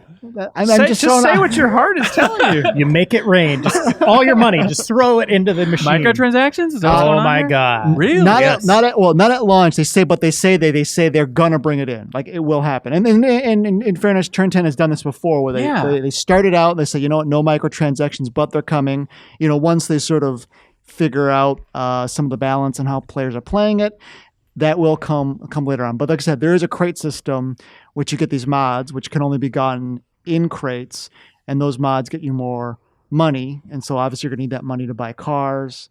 So they've You know, restructured it's- all of Forza in a way where when they eventually implement microtransactions, this could be an atomic bomb of annoying. Is that Well- what's going on here? People are already kind of bugged that they can't take a car they like and just upgrade it. Now, in terms of the series, I'm not going to say this is like brand new out of left field, because they've done some things before. They've done microtransactions before. They've done it so that certain things are restricted. But it's my whole kind of thing is just like, you know what? It's weird because you spend all that time. You're going to a racing game, right? You're like, I'm going to race cars. I'm going to buy cars. It's going to be what could be more simple than that? Then you get in playing this game and you realize, well, I can't do this. I have this car and I want to do this with it, but I can't do that. There's not a multiplayer hopper yet for this car, and I can't just go into a public lobby and race this car. I've got to make a private only between friends. And you're just like, you kind of become exasperated. You're like, I just wanted to race some cars, right? In a sweet looking environment. This is very funny coming. I know you're not aware of this, but this is coming right on the heels of talking about microtransactions and Shadow of War. And so it's a very pessimistic 1-2 punch for the industry. Well, yeah, here's the thing. Like, Future, I hear, sadly. Kato, I don't know if you've investigated this yet, but people have been complaining about a VIP pass. Yep. What is that about? Now, they bought certain versions of Forza, obviously for like, $79.99, $99.99 or whatever, and they gave them VIP mods. And these mods guarantee you, when you play them on a race, you go on a race, you can play up to 3 mods. You play the mod, then you get like 10%, 100%, 50% extra credits. So these people paid money to then turn around and get extra credits in the game, basically, right? Mhm. Well, it turns out that they thought they were buying unlimited mods, so they could just keep playing these, for their, what they've paid up front, get extra credits. Turns out these are now limited use mods. So they used to be finite, and now they are burnable, basically, like a card you use once and it's done or something, right? Forza, like shaders. Yeah, in Destiny 2. Yeah. Turn kinda. 10 had come out with their explanation, and I admit I've seen it. I don't remember it to the letter of what it said. If there's a gray area, it's that people were confused of what they're getting. If not, they weren't promised one thing and got another. So I'm unclear of that, but basically people are definitely confused about what they were paying for up front. Man, can we close the wallet and the checkbook? How is the game? Are you buy having a fun time with microtransactions it? Checks? Yeah, I write out checks for every 99-cent Hold it up microtransaction. to connect. Scan everything. You fill in the memo line too. Yeah, exactly. Yeah. Dumb bullshit. Yeah. So hang on. So is it as fun as 6? Like, are you having a good time with it? I still Yeah, don't have a read. Yeah, and that's the thing is, when you're racing it, it's fun. It feels fun to race. It's like, the cars are fun to race, and like it looks great. I mean, you're watching. There's dynamic weather. The different times of day. It's pretty hard night day, but there's some overcast. There's some sort of dusk effects or whatever. Those all look great. It all looks great on the track. It's just that kind of, you just feel kind of weird when you're like upgrading your car, going through these different things, and you're just kind of like, oh, can't do that. And it just, like I said, makes you feel weird for the overall experience. It's like it's holding back the part that you really want to take part in, I guess, right? Kind of. It just sort of muddies it. I mean, sure, yes, when you are racing in that moment, I can't deny that, like, this is fun to race, which is, of course, gameplay is king. But when you've paid $60 or more for that thing, and then you're just kind of frustrated by some other aspects of it, that's what kind of like just leaves you feeling odd. You know? It's such a bummer coming on the heels of Forza Horizon 3, which I understand there were microtransactions in that as well, but I played a lot of it. I never felt like it was in my face too much that I can remember. Like new series can get away with this, right? Yeah. Like, because you don't have an established framework that you've been working with. But fans, when they come back, been playing these games for over a decade, come into this experience, and it's different in a way that feels like you're getting nickel and dimed. That's where you run into problems. Yeah, absolutely. So, not to put you on the spot here, Kato, but best racing game of the year? Are you thinking Dirt 4? Yeah, I was okay. thinking that the other day, and it's like, I think, going back to those reviews, I might have said, maybe the career mode is basic, or maybe this or that or whatever. But at the same time, those are just pure racing experiences that, I mean, I actually thought back to that. I'm like, when was the last time I had a great racer? And it's got to be some of those Codemasters games this year. Yeah. Although Gran Turismo Sport's coming up real soon, as we talked about. True. Yeah, really soon. Awesome. Now, Golf Story. Yes. On the Switch console exclusive. I've been playing a little bit. Kyle's been playing a little bit. Reiner reviewed the gosh darn thing. Kato, golf expert, weigh in with your expertise. What is your handicap these days? My handicap's sky's the limit, really. Sky's the limit. You heard the man. What is a handicap? Yes, explain what I just said. Okay, Reiner, I have seen you review Batman Arkham City, Mass Effect 3, Perfect Tense. Amazing, amazing games. I don't think I've ever heard you wander around the office and talk so much about a review as you have for Golf Story. What has tickled your butt so much about this game. Well, hey, first thing is that he couldn't walk around with Arkham City. He tried carrying his console, true. rubbing his 360 against our heads. No, I think, what kind of blew me away out of the gates is you just didn't hear so much about this game, right? Like, Yeah. Arkham City, it was like marketing forcing it down your throat and up your butt and all that stuff, right? Whereas Golf Story, it was like shown in a Nintendo Direct for like 2 minutes Yeah. and then gone. And like we interviewed the team, like, we need to know what this game is. And the answers were really entertaining, but it was still really cryptic. It was like, well, wait, is it a I also full-blown love, RPG? was it like September 20th? We're like, it's supposed to come out at the end of September. You guys have 10 days left. Is it Yeah. coming? Yeah, and we asked them, like, when's your game coming out? They're like, September. It's like, we're in the heart of September. Oh my God. Release calendars are tough, But- apparently, on the Switch, especially. I have not seen. There are a few games that live up to the name, like Golf Story. On the one hand, you Arkham have, City. on the one hand, you have golf, right? Yeah. Like to answer the question, is it Sure. a golf game? Is it an RPG? Yeah. You have golf here, right? I don't want to hold this. You hold on to it, and then you have story as well, and both are equally important in this experience. It's amazing What an odd thing. how they kind of come together, and you're constantly, as you're learning new things about characters, you're doing it as you're golfing at the same time. Like, you'll have a little banter with someone like Laura, a really great character in this game, and then the next thing you're challenging her, or she has you doing something. But it is equally as impressive as a golf game that uses a very basic but beloved 3-click swing meter. Beloved. Yeah. Exactly. Yeah. Hot Shots, Mario Golf. This one is probably the most forgiving of all of them. Like, you're always squaring up perfect shots. But the problem is the course fights against you a lot. There will be hazards that will move your ball. Like moles, Mole rats, or dinosaur birds. footprints. Or you might hit a pumpkin and your ball just goes flying through the air and you're like, Don't get me well, started. where's that going to land, right? Yeah. And then it also succeeds. The writing is top notch. Like, I laughed all the way through this. I thought very it was funny. clever. Yeah. And funny, and just, you didn't know where it would go. Like, 1 second I'm in a heated match against a pro, playing 9 holes, like, to try to, make my name in this golf world. And then the next moment I'm in a rap battle. Like, Yeah. and it's like, this game is awesome. Yeah. I love there was one character complaining about another one, and his retort was, "Sir, I have a robot vacuum cleaner." Like, it's so like, good. But yeah, it's, I would say don't go into it if you don't like golf, because everything's about golf. And no matter what. But to be fair, it has a crazy level of variety where I was expecting it to be more like, okay, play 9 holes, play 9 holes. I kind of want more of that. I understand they have a quick play option for that, but it's so much of like, okay, in this part, you're going to be doing disc golf. Here's going to be a challenge where you have to bounce a ball off a turtle and then bounce it onto an island. It's just constant little missions and little ounces of variety. And that's kind of where the RPG comes into play, right? Like, I guess you could put that Golf Story RPG. Maybe that'd be the perfect name, where you are doing little quests. You're walking across golf courses. You have free reign over them. Yeah. And, there's a hub world as well, just kind of like Final Fantasy that zooms out. But you go to these different people on the course. They give you little tasks. Usually you complete them within 30 seconds to a minute, but you gain experience points that you can use to level up your powers.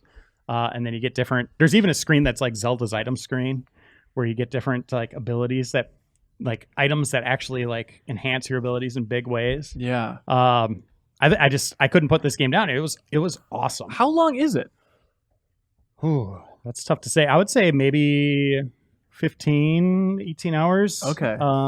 I did everything though. Like, Sure. I mean, combed those courses, did every side quest, all that stuff, found all the secrets. Comb the sand traps. And they set up a sequel, which is Oh, amazing. really? I cannot wait. That's cool. So that's the thing. I mean, talking about combing everything, that's one of the smaller issues I've had so far with it. And I'm enjoying it overall, but it's like, I want to know where my primary mission is, but it's just like, it lists your quest, which is cool for a golf game, I guess, But then within that, it's like, well, which one's going to advance the main plot? Which one am I just wasting my time doing something really challenging I want to on? say it's a highlighted color around the quest. Like, Is you'll it? have like Okay. 4 listed, and I think there's like a highlighted color that's always primary. Okay. Like, yeah, and then the secondary ones are like brown or something like that. Okay, gotcha. I need to pay closer attention Yeah. to that. Also, on the golf basic mechanics, I feel like I need to zoom out Mario Golf style. I guess probably any golf game style. I haven't really played much beyond Mario Golf, just to see the entire course. And eventually, I found out you can hit the like right stick or left stick in, and you'll zoom out a little bit. Yeah, but you can it's kind of still- pan.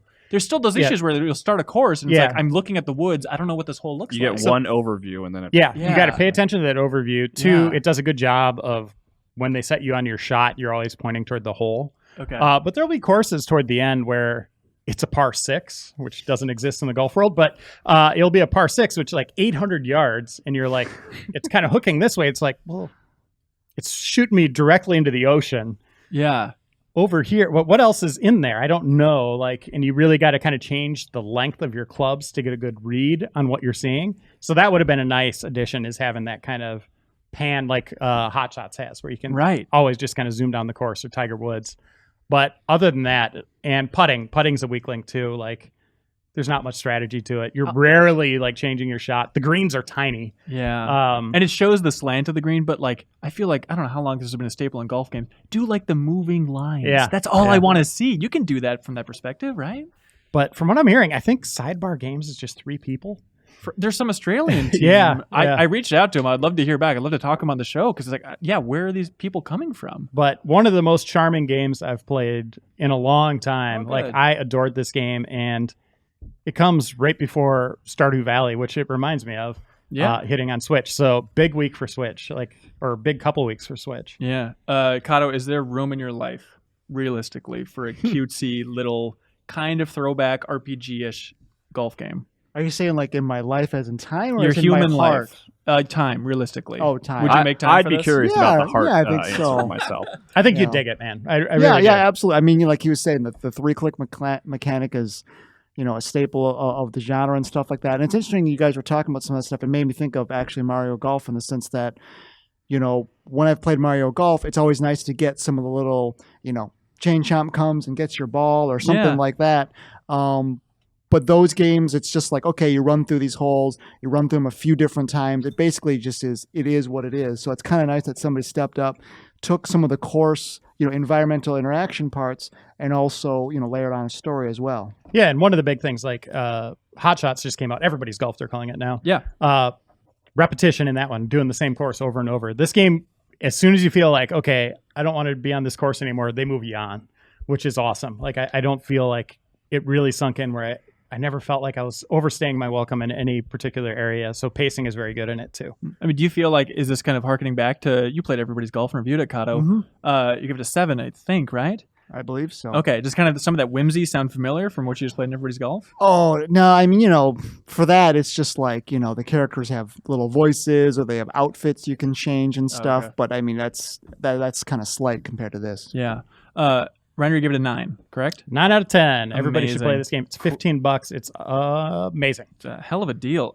Just doing this podcast, it's really nice just to have kind of an overview of the entire year. And it's weird seeing these trends and themes. And we've talked about it for a while now, but 2017 with sports campaigns and sports stories, even between like Pyre, all the major EA, 2K games, Golf Story, there's a weird theme emerging throughout all of 2017. It is the year of the sports campaign. Yeah. That's what I'm calling it. I'm putting it on the cover of Game Informer. Next issue. Please look forward to it. That's good. Fantastic, guys. It's been a long one. We need to boot you out of here, get back that original hardcore beautiful crew, and move on to emails. Is that okay? Sounds good. All right. Let's do it.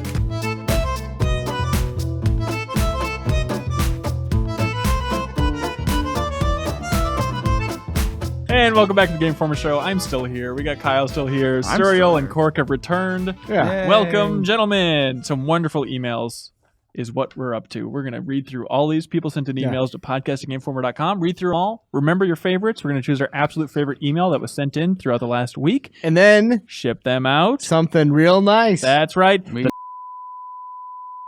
Here we go. First email. Hi, Ben. This is from Brian. It says, I love your podcast, and I think you're an excellent host. I was wondering if you could mention the title of a game/developer, as you're getting ready to move on to another subject. I listen while at work and find myself hearing about a really cool game, but I have to rewind to find the title. It's a small thing, but could you do it in the future? It's a great suggestion. I love when other podcasts do that. I forgot to do it in this episode. Do you see what he's saying? So it's like when on the radio, when they reiterate what they're talking about in case people tune in partway through. That's right. Reslate, I think is what they call it in radio. Yeah. But yeah, we should do that for like Gundam Versus, right? It's a good example of like that game was Gundam Versus. By the way, Brian, we were talking about Gundam Versus is the game that we were talking about. Yep. That was Cuphead. Here we go. Adam Smitley says ketchup plus mayonnaise is commonly referred to as a fancy sauce here in the Hoosier State. So fancy sauce is what Fancy that's known as. Fancy sauce. Yeah. I put on Everybody's my got a best different name. sweatpants for church. Get some fancy sauce. Also, we have break. Luke here, who writes in from St. Paul, Minnesota, God's country. Says, Dear Hanson, you stated several times that, quote, no one has beaten Persona 5. I agree. Oh, yes. Yet Joe Juba insists that he did. How could this be? How could Joe Juba number 1 have beaten a game no one else has beaten? Simple. He's a robot. That's from Luke, the ever-vigilant robot detector. That's true, right? Serial known as beating Persona, right? I beat No. Persona. No You haven't. human being has ever finished Persona 5. I don't care what the trophy statistics say. Oh no, yeah, Going he's down with the right. ship. I'm a Saiyan, so Oh. You wish. You're just Super saying. Saiyan cereal? yeah. SSGSSS. SSGSSS. Here we go. Ready to get spooky and fun? Oh no, It is please October. don't. Jacob from Illinois says, hello, GI crew. Says, Setting the scene. here we go. Get ready to give a stumble spooky. Since it is the month of October, I was wondering if you guys have had good experiences or stories with haunted houses or any kind of spooky encounters during the month. For example, the doctor told my mother that I was due on October 31st. On Halloween, she went to as many haunted houses as possible to scare me out of there. However, it had the opposite effect as I was a week late. Thank you for making didn't wanna such an leave, yes. informative, entertaining podcast. Thank you. Haunted houses. So spookiest November stories. Keeping in line with him being a week late. Surreal, we have the best example. I do. Well, I mean, all of my haunted house experience has been the most immersion-breaking things possible. So, the first time I ever went to a haunted house, I immediately before we went in, one of the people who worked there walked out and was ordering a hot dog at the concession stand, and we kept banging on the. I guess these two people knew each other. He kept banging on the side of the food truck, and the lady would come out and just yell at him, be like, "You and that damn stick!" And then he would serve her a hot dog. So when we went in, as soon as Scary as hell. he was the chainsaw guy. So as soon as he came out, I just started laughing because I'd recognized him from having him eating a hot dog. He got a hot dog inside him. Yeah. Hot dog hanging And out so of his I mouth. think the story that you're referring to is that I worked a day at a haunted house once, Too scary. which my job was mostly. If you can spend the whole day in the haunted house, you'll own it. This was supposed to be for someone else's drama class extra credit, which he didn't tell us. But he was like, "Oh, it'd be real fun if we worked at a haunted house," and then it ended up being like something he, I guess, had to do for class, and we just did because he told us to. You got foisted. Yeah, but anyway, my job was to be in the second story of the house, and there was a bed from which the head of a car would emerge. And so my job Head of a car? yeah, The part that you twisted get metal? inside? well, like the front of a car. Sorry. Yeah, the hood. So what I would do is I would. Leave him alone. Kirk is such a dick. It's really funny. Sorry. So my job was to grab sort of that contraption and just sort of push it forward every time someone came by. Yeah. and when it would crown, it would scare people. Yeah. That's- I'm so sorry, Zero. sometimes words are hard, okay? All of that is to say that you guys went to a Resident Evil haunted. Yes, I was trying to set you up the whole time. You blabbermouth. You don't want to hear about the head of a bed? Well, because I told you the story in Japan when we went there, so I thought that's that's what true. you were referring to, and I thought you were going to tell I was that hoping for the most gaming relevant thing. When we were in Japan, in Odaiba, which we hinted at earlier in the episode and all that stuff, we were at Sega's Joypolis. Is what it's Yeah. called, which is funny because the Facebook Overblood group, the Game Informer fan group, they were posting recently about how awesome it was. And I Yeah. CC'd you in that conversation, so it'll be like, hey, look how cool this place is. Not able to reveal, like, we were Yeah, we there had to for tease the them, Red like, Dragon Ball Fighter we Z." should go there. But it was overall a lot of Sonic stuff. They had like In the a haunted weird- house? Well, no, just the overall amusement Oh, part. okay. Oh, right? Sonic's the spookiest. We'll get to the haunted So- house, but just gaming stuff was crazy. They had like Ace Attorney rooms and whatnot. They also had this Sonic treadmill thing where like you would push it and you would like move it to You would run, basically. You would run. You would grab on hold of it, and then you would run on the treadmill. Yeah. And that would the faster you ran on the treadmill, the better. You'd better raise you as did. different Sonic characters. Yeah. There was a moment. When you guys are lying asleep at night and not Jeff Cork thinking about inevitable death, but just in general, and you're lying there thinking like, when's the last time I was really happy? Like, when's the last time I really like enjoyed myself? And realize it was at that amusement park, Suriel. We're standing in line for what I thought was just like an indoor roller coaster. And then I started looking at this big board they had out front, and it had like points on it It's like, what is this? Because every time you're in Japan, it's just a series of, I don't want to look like an idiot. I'm just going to try and play along, but I really don't know what's going on at any point. So I'm looking at this in Japanese, like, what is it trying to convey about this roller coaster? Then put all the pieces together like a Usual Suspects moment. Holy shit. This is a music rhythm game combined with a roller coaster. So we get on this indoor roller coaster, and there's 4 people, and every person has a little button. As you're going along the track of this roller coaster, it's playing a music rhythm game on a moving screen in front of you, and you're playing along with the beats. It's my 2 favorite things combined into one. It's like that Seinfeld with George and the food in the bedroom. You know what I mean? Amazing idea. Japan. I really enjoyed it. I thought it was going to be a little more sort of put together instead of, okay, you part roller coaster, stop, play a rhythm game for a couple seconds, and then now it's a roller coaster again. Whereas I thought it was going to be like you're riding on a roller coaster, and as you're riding on the roller coaster, you're tapping to the trying to. That's why I say amazing idea. Yeah. Whereas, if they just put the notes on the roller coaster track itself, Yeah. I understand technically that's more complicated and expensive, but the foundation of an amazing idea was there. Yeah. Haunted house is what Yeah. we're talking about here. On the top floor of this amusement park, they have a Resident Evil 7 themed haunted house, and it's like, well, we only have so much money left on our cards. What do we want to spend it on? Biohazard. We have to know what this Biohazard haunted house is like.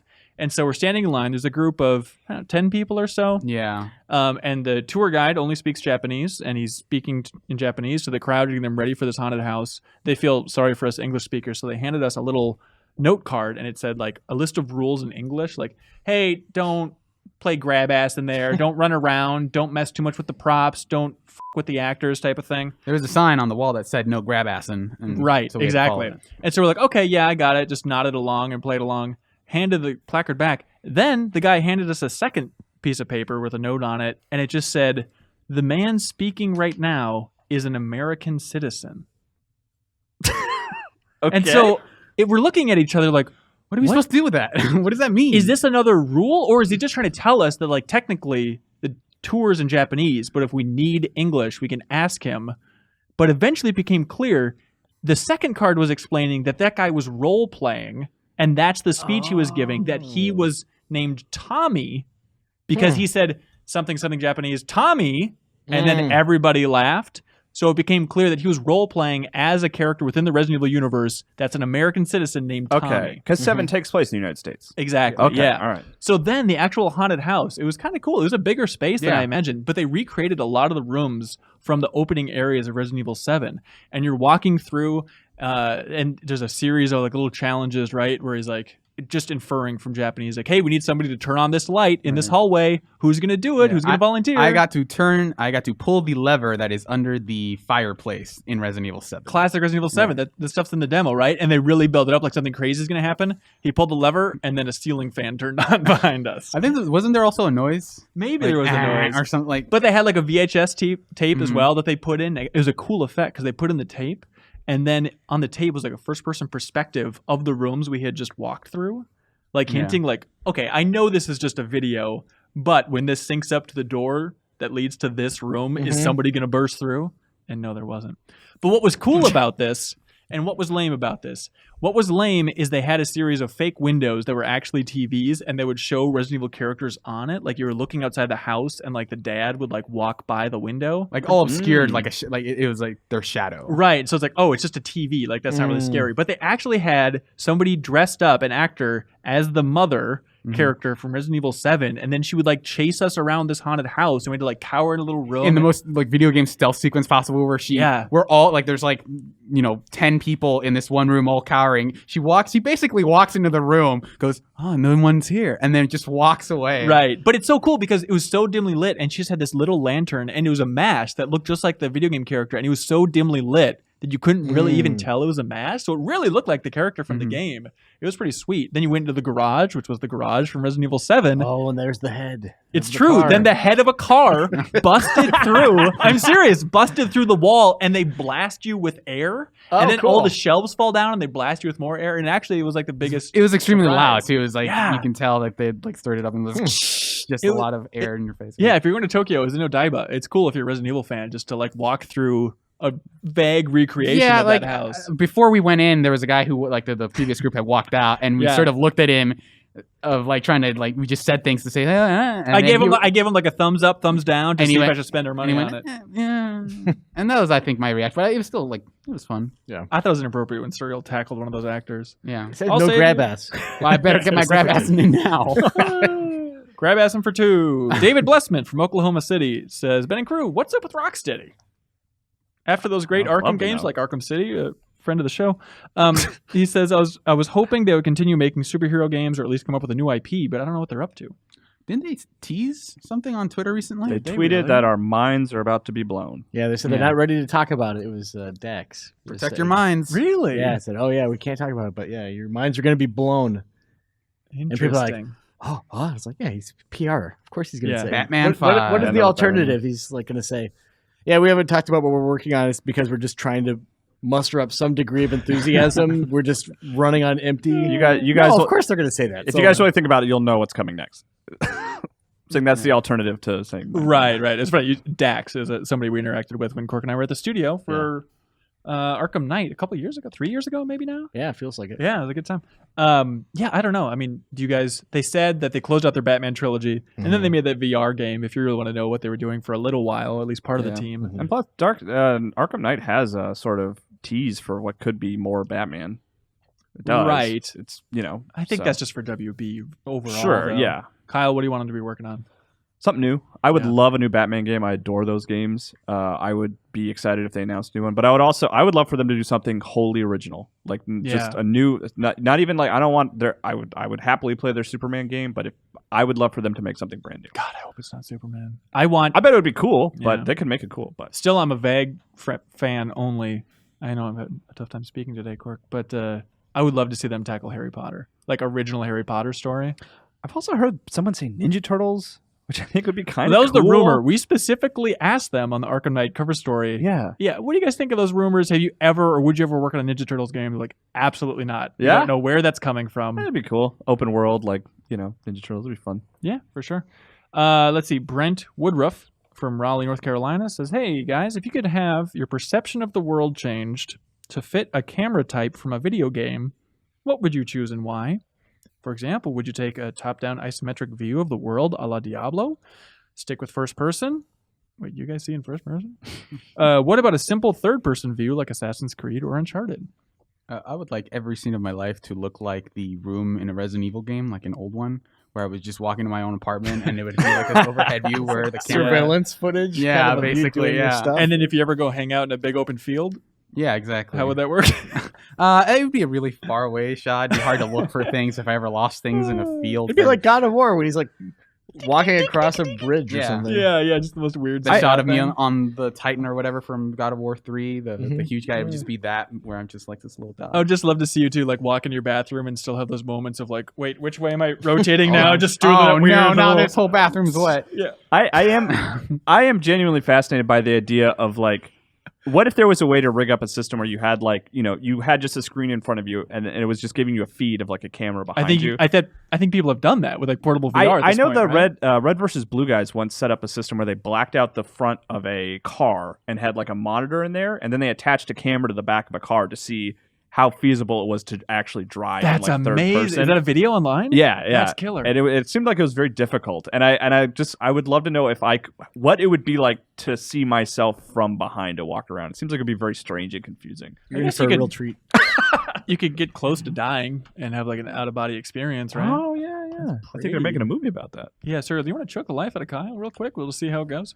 I was my first instinct is like, oh, like an RTS, kind of basically Diablo point of view, but it's like I don't know. I'd have a tough time handling when I went inside. I think in general that'd be a tricky thing to tackle. So you wouldn't be able to see it all. Yeah, would walls disappear like in The Sims? I don't know. Cork, would you take like second person, kind of like Psychonauts? Second person, yeah. Like it's like no, third person. Don't be ridiculous. Okay, I know, but like VR one. Anyways, Nathan from Roanoke, Virginia says, "Hey everyone, so many times when you post breaking news on the website, you guys say that you've reached out to insert company name here for comment.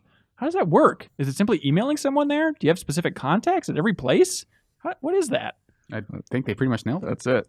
Emails, we have contacts. Pretty much. It's nice to everywhere. get an official statement on these things that are floating around. There we go. That's how the sausage is Email of made, the sir. Let's see. Hello, Ben and GI members. I wanted to hear your thoughts on what mobile games you are playing right now, or if you have any recommendations. For me, it's Marvel Puzzle Quest and FTL on iPad. And he says he wants FTL on Switch. Maybe that's coming. Who knows?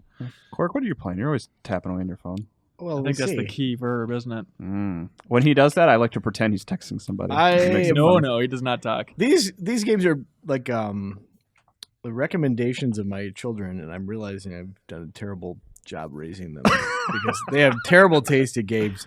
Yeah. There's apparently this whole series of games. One of them that I have downloaded, it's called Goat Evolution, and it is the dumbest nonsense. And they have one of my sons is obsessed with it. I was like, well, and he's like, they have a bunch of different ones too. They've got like a dozen of these stupid things. It's like, Octopus Evolution. What is it? I'll show you for you. Okay. So it's basically you get. It's so dumb. Like I downloaded. You seem embarrassed to even describe He told me to download it. I was like, okay, I'll download this thing so we can have this shared experience. These stupid crates pop up, and then these goats appear. And if they have a pair, like a matching pair, they join up, and then they get bigger and bigger. Yeah. And then you zoom out to that, and then you zoom. It is ridiculous. And they've just reskinned this stupid thing. Like For people that can't see dozens of Cork's screen, it times. kind of looks like Uncharted 4. It looks exactly like that. And then I'm also like personally playing. Oh God, what's this? That's the problem with this is that like I saw an ad. I'm a tremendous sucker, so I downloaded it, and I could not even tell you what it's called. It's like Every ad game that I've seen and then downloaded to try, I'm like, I should know what this is like. I don't think I've ever been impressed. It's always this disappointing garbage. Yeah, this is kind of like a CCG match 3 kind of thing. Also, what is it? Empire and Battles or something. I don't know. It's completely forgettable. Yeah. It's just a thing to pass the All time. those games that Oh, sound like Lord, you they're guys. just putting words together and like that's the game we have to make now. Yeah. We got to Good make sure enough. the avatar's an angry Fire face. of War. Did you guys see something exciting? Was Blizzard posted job openings on their site looking for somebody both familiar with the Warcraft universe and familiar with mobile MMO RTS games is the way they pitched it. We're like, what the hell is Blizzard making a new RTS game on mobile? And so there's a fantastic NeoGAF thread talking about like, what the hell is going on over there? And people are like, oh, MMO RTS, that means it's kind of like this. And they had an example game, which I can't remember the name of now, downloaded it, and it's like, oh, this is no good. It's not WoW Royale? No, it's not WoW Royale. No, not at all. It is more like an RTS, but the idea of Blizzard attempting to make an RTS on mobile is kind of exciting, especially if it's not Royale. But Kyle, you've been checking out something interesting, right? Yeah. Well, I've been playing Hidden Folks and Monument Valley 2. But the one I've kind of gotten sucked back into Super Mario Run after the update because they have this new mode where you can kind of like rip through random levels quickly. But the thing that's really fascinating about it is the soundtrack. They've composed this like new song for this mode specifically, and it is like a crazy mashup of a ton of old Mario songs with a woman screaming on top of it for the intro. Like just constantly yelling at that screamer guy from Shadow of War. Just, It's a little more melodic than that. Okay. I think it'd go a little something like this.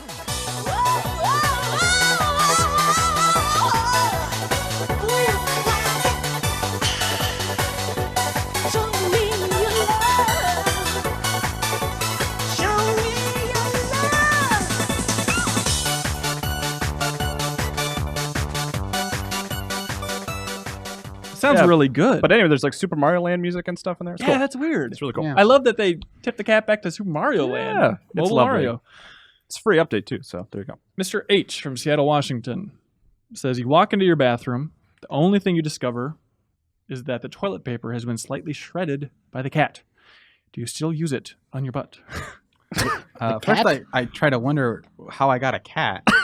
Right. First question. There's just a cat loose in your apartment? Oh, yeah, I need to address this immediately. Well, you just tear off the shredded part. That's Right? it? You don't use the shredded toilet paper? No. No. This crazy economy. It's ineffective. I mean, it's like it'll be like threads of paper running through your fingers. Is this a common thing if you own a cat? Well, I don't know. You ask them politely not to do it, and they'll usually get the message. No. Kyle, are you serious? Like, how many times in the last 2 years have you seen this? Once when I got the new kitten, but no, not often. Okay, you had to get rid of that cat. No, we still have Nami. Cool. She's a sweetheart. Drew from Charlotte, North Carolina says, how do you guys feel about buying a system and games after its life cycle is already over? I think it's a cool move. I wish I had the patience to do it. I wish I could do it and then talk to my friends about old systems as if they were still relevant. But I feel like if you do it and tried to tell anybody about it, it'd be like, you guys have got to check out this Xbox 360 library. Like, yeah, we get it, you idiot. You can't talk to anybody about it. Yeah. Unless But it's really... smart. I mean, it's smart economically, and there's always going to be good stuff to go back to. I bought my N64 in like 2004 for $20 with like the best games. It's just killer. Those controllers are still The tight best as can games. be. I'm talking Perfect Dark. I'm talking Paper Mario. Randy Hoffbauer from Chicago. Oh, but he loves the Twin Cities. Ooh la la. He was walking a thin line there. Lately, I've been playing through the original English translation of Mother, Earthbound Beginnings, in today's layman's terms, and have found that while many said the grinding was annoying and difficult in it, I found it most enjoyable. Yet plenty of other JRPGs have left me hating the matter. So my question is, what games have you found the grinding enjoyable, and in which ones have you found it unbearable? P.S. Ben and Leo, specifically, if you're ever in Chicago, my wife and I would love to take you out for a drink. She needs a crash course in Pokemon, which she's starting to turn around on. I don't know why Leo and I. But, Well, I don't know why Leo. Yeah. Leo's All of the TI outspoken editors are Pokemon banned from my house. yeah, that's cool. All right, sure, done deal. Grinding. I feel like if I know what mode I'm getting into and I can just zone out and listen to podcasts, I really don't mind grinding. I love it. You're a big I'm a fan big of that. grinder. Do you Big grinder. Yeah. We're getting, all right, Is that one of those Jeff, mobile big games you're playing? Grinder right now? Cork. Yeah, grinder. It's this Grinder cool app. Evolution. Cool app I found. Oh, but are you listening to podcasts or you just I'm want listening to podcasts and grinding. Yep. Yeah. It's the Favorite best. grinding games? Does Diablo You got count? Tony absolutely. Hawk's Pro Skater. We're trying to pretty have a smart. f***ing serious conversation The about smart games. guys are over here Sorry, talking guys. smart stuff. I'm sorry. Jeez, I'm oh, sorry. Pete. Go ahead, Mr. Cork. Go ahead, please. Diablo 3 and Path of Exile are both two games I enjoy grinding in. Thank you. You gave Path of Exile on console a 9.5. Yeah, it's freaking great. You dirty dog. It's an incredible game, and everyone should Apparently. play it. You put a podcast in there, you just grind your brains out. It's amazing. Oh gosh. Dare from Hunter Clement. Finally. This is going to wreak The havoc. person's name is Dare? How do you spell that? Like the gorillas do. But here's the dare. And I can fix it in post, otherwise it would sound terrible with the audio filter we put on this podcast. But the dare is have the panel scream like Goku for 1 minute. 1 minute? Wow. That's 60 goddamn seconds. Are we allowed only one breath, or can we You can inhale? go. Can we do 30? Okay. Cork does the first 10, and I then we don't know chime what in after Goku that. sounds like. I know, but just Perfect. scream like Goku does. Do we Ready? back off the For mic? 1 minute, you can see the timer there. All right, ready? And go, Cork.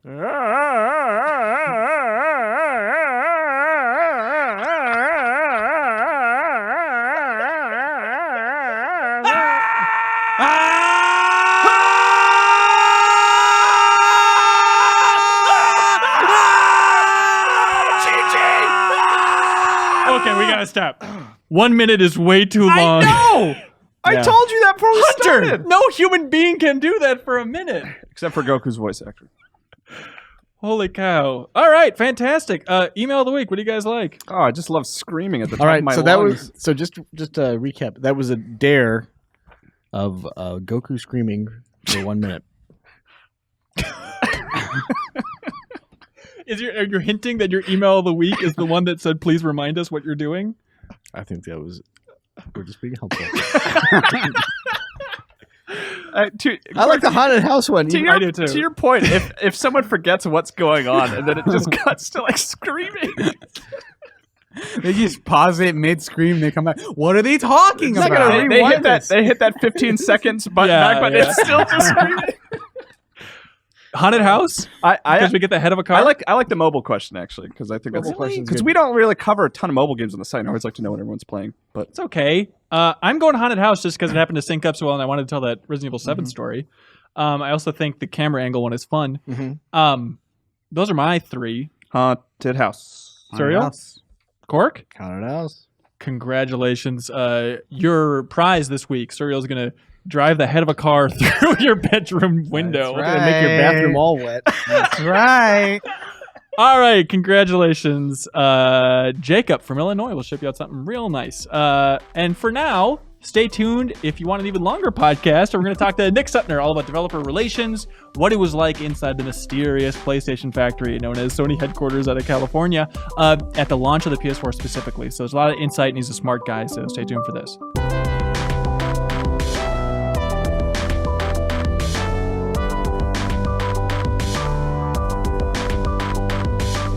Nick Suttner, welcome to the Game Informer Show, sir.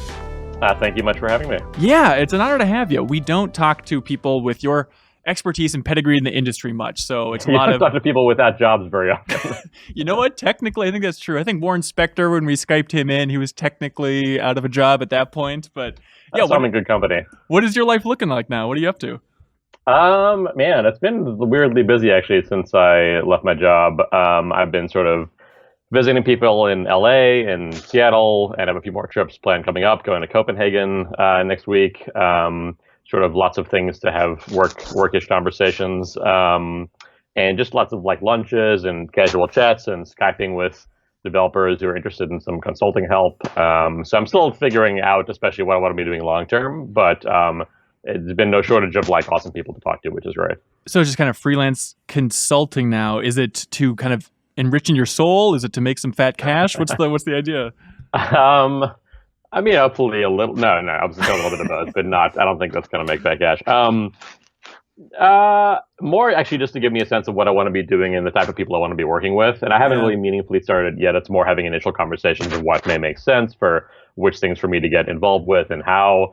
I just started helping out doing some editing, a little bit of writing for a cool indie game that's coming out next year, right on. Which has been great. Honestly, like I was doing it before. I was playing the game last night before I went to bed, and looking and thinking about some of the sections I wanted to help with some editing on, and went to bed feeling like I was excited to like wake up today to get to writing, which is like a feeling I haven't had in a long time of like going to sleep excited about work. And that's exactly the sort of thing I'm looking for and the sort of reason why I quit my job. So because you're looking forward to staying up late at night, just staring at the ceiling, being excited. Yep. Well, I'm sure I told you this in person a couple times, but your origins back at 1UP.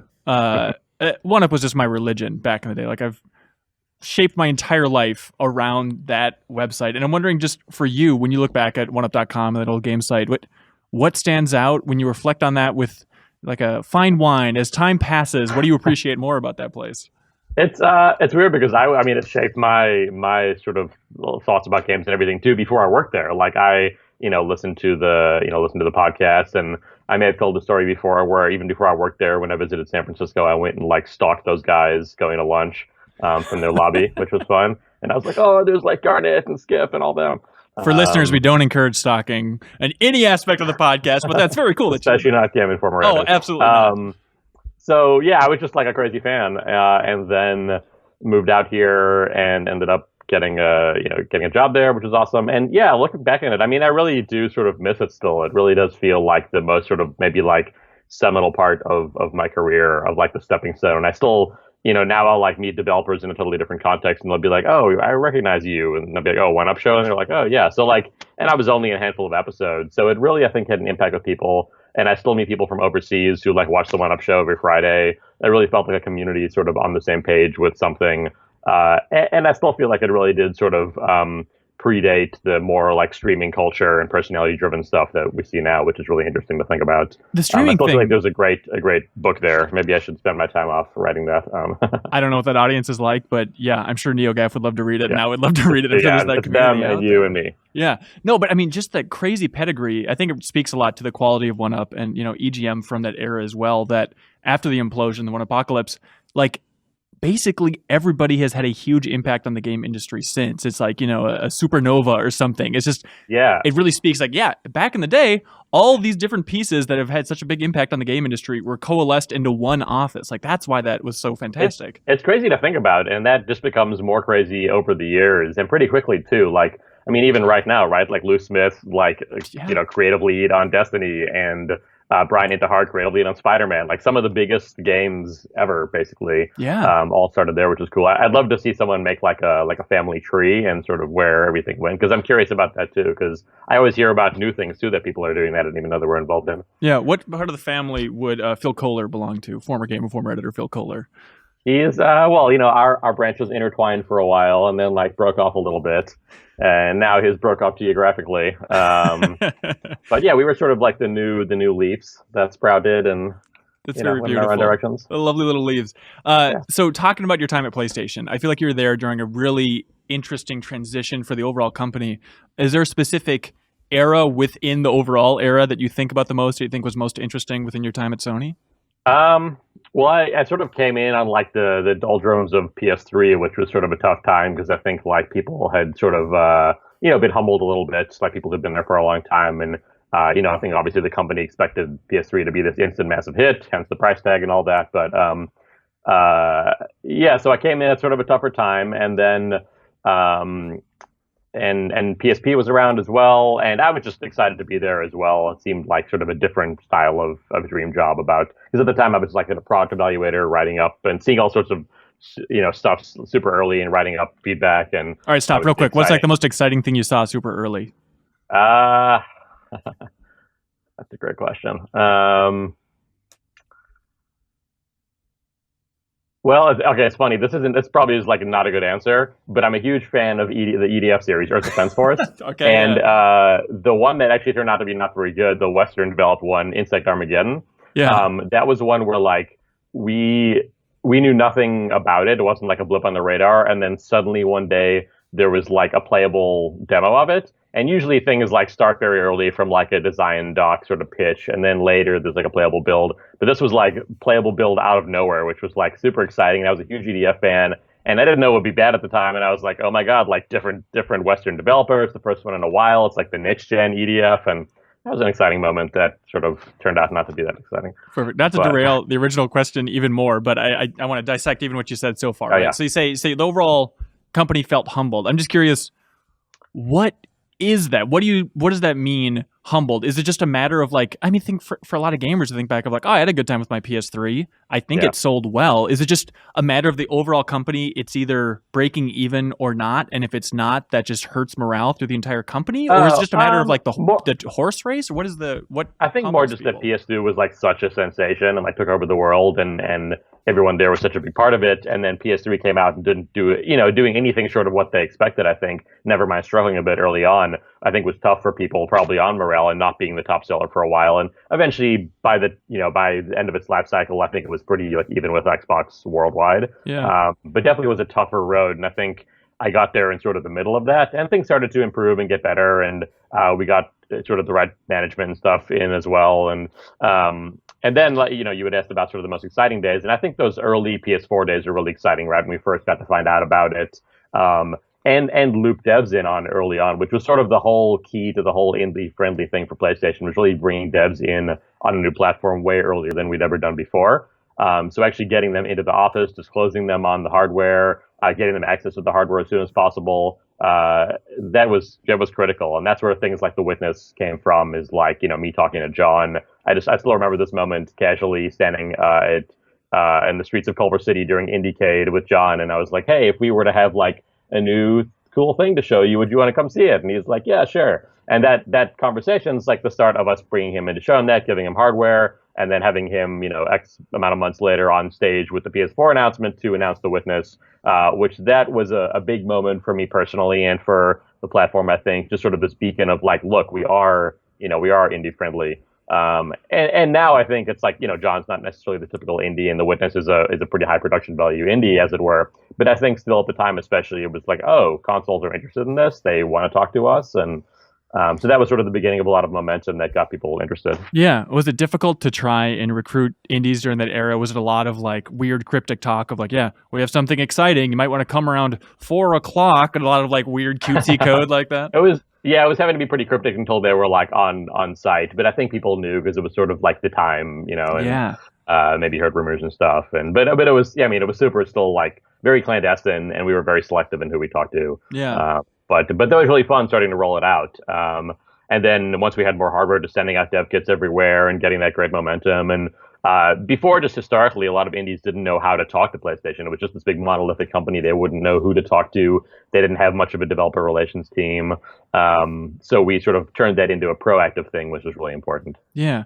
So, I mean, just developer relations overall during that era. Can you just explain and walk viewers through what those discussions are like? I think there's still a lot of confusion about what that is. I mean, are you coming in with like different tiered options of like, all right, if you're full exclusive, we'll fund you in this way. If you want to be a timed exclusive, we'll fund you this way. Like, can you just break that down? How does that work? I mean, the sort of mechanics of funding and exclusivity and stuff is not too exciting, I suppose. And honestly, more of it was just about more about just making sure, like, hey, do you need a dev kit? Here, have a dev kit. And even that we were pretty free with early on, especially in the early PS4 days. And so that's like step one, is just blanketing out hardware, and anything, anyone really who wants hardware and wants to make something for a platform, like, let's get them headed down that road. And then for people too who wanted to talk about funding or marketing help or whatever, then it's like, okay, let's talk about, we have our pub fund program, which can help us fund some things. And we, sometimes have some co-marketing help we can provide. So, and yeah, with that, sometimes, especially with pub fund, it's like we like to think we're sort of helping things exist that aren't going to exist otherwise. And I think we want them to debut on our platform. I feel like I'm speaking present tense now, even though this is like years in the past. And I think that's a big function of that too, which people don't think about when they get all up in arms about exclusivity, is that if something is debuting on your platform, like, that also gets your marketing team and your store team and like all these other internal parts of the company behind supporting the product, if that's the only place to buy it, like, day one. So games get a lot more support than they would get otherwise being full multi-platform launches, especially if you don't have like the big budgets of big publishers. So what are you pushing? What are you trying to sell with these developers then to convince them that they should be fully exclusive? Are you saying like, hey, we'll really put you in the spotlight if you agree to some window? Sure. Well, I guess first off, it was never fully exclusive with us. That maybe was more of a first party thing or second party, but we're dealing with self publishers on third party where I worked, and so it's honestly, it's really not. It's not a relationship of convincing. Like, I think I wouldn't have been comfortable doing that at all. It's more like, look, you're asking for this. That's cool. Here's some terms we can talk about. And that was always some reasonable timed exclusivity. We wanted to make sure that the devs were in a good place to like actually be able to finish the game the way they wanted to. So it was a pretty like good, relatively informal, friendly conversation for, like we wouldn't do it any other way, I guess. If we sort of had to talk someone in exclusivity, it's not something we would have done. We wanted a dev to be excited about doing it as well. I know I'm like dodging the question a little bit, but it was never sort of came from a place of like, this like strict business negotiation. It was like, cool, they want to have the biggest impact on our platform with their launch, and they want to get their game funded. Okay, how can we do that? Well, if you get, you lead on our platform, and a lot of devs too, they sort of have to pick a platform because they don't have the bandwidth to focus on more than one thing for launch. So we would just give them good reasons to focus on our platform. And early on, that was an easy conversation too, because PS4 had a great launch. They saw what we were doing to support indies, not just on the store, on the digital store, and on the platform, but like all over our social media and on the blog, and we talked about it on our podcast. And it was really this like holistic support that just came because we cared about the space. It didn't come because we were like contractually obligated. Yeah. When you look back at the launch of the PS4, I mean, you kind of hinted a little bit that it's a lot of the indie support, but what do you attribute the success overall to? What were the key pillars in your mind of like, I'm so glad we did this and this and this? Man, it was sort of a combination of, it was like a perfect storm, I feel like. And honestly, I attributed a lot of it to Adam Boyes, who was like the VP for a lot of the time I was there, and left right after I did, to go help run Iron Galaxy, which he's doing now. And Adam really was an amazing like force for good and a really inspiring leader. And even when he came in, he saw what we were doing with like Pub Fund, and we were, Brian Silva and myself and some other people were like off in a little corner, doing the stuff with Pub Fund and funding indies and doing some developer relations, but it was sort of like this weird moonlighting thing. And he saw the impact that we were having, even in a small way, and he helped champion in that inside the rest of the company to like get our devs on stage and do the whole do the whole like Indie 9 thing or whatever at E3, where we put like 9 indie devs on stage, and that also had a huge impact. And it's great having someone go to bat for you who's like pretty high up in the company. And Adam's a great internal champion as well. And across the board, though, not just for like our indie stuff, but everything else, and just the way we talked about the platform and work with developers. And I think things like we priced it right. PS4 like looks great. I'm not a huge fan of Pro, but PS4 looks great. So I think it was just sort of the right smart decisions. The RAM, all like the technical side of it, like devs seem to be pretty happy with. So Yeah, this is the overall thing that I'm trying to wrap my mind around is how important is a strong outward-facing personality and maybe even an internal manager, someone like Adam Boyes. How important is that to then filtering down to the point of average consumer going to the store and saying, I guess I'll get a PS4? Like, is it just because it's more inside baseball to think like, oh, Adam Boyes, you should really thank him? How important do you think having just a good leader in charge is for the success of an overall console at launch? I think it's super important. But it's a team, of course, too. It's a whole crew of people, and especially on the, we were on the developer relations side, but on the publisher relations side, the points of contact for Activision, EA, and all of them, like, that was really important too. And they helped spin up huge partnerships around Grand Theft Auto and other, like, the biggest franchises out there, and Call of Duty, and pretty much all of them. And that was all done, under the sort of guidance and support of Adam too. So it is a whole team, but leadership is super important. Just in feeling like inspired in the right way, and like you're working for the right people and you're all in it together. I think as soon as you feel like it's you versus, sort of you versus the world at a company, it's like that's you're not going to do your best work under that, with that feeling.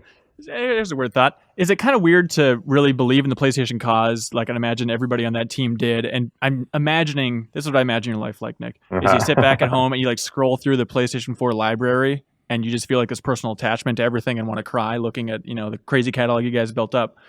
To have that level of pride, but then also just seeing like console fanboys war online, and it's like, we should be on the same page, but I just don't like seeing that crap. Is it a weird sensation to look at like just the console wars?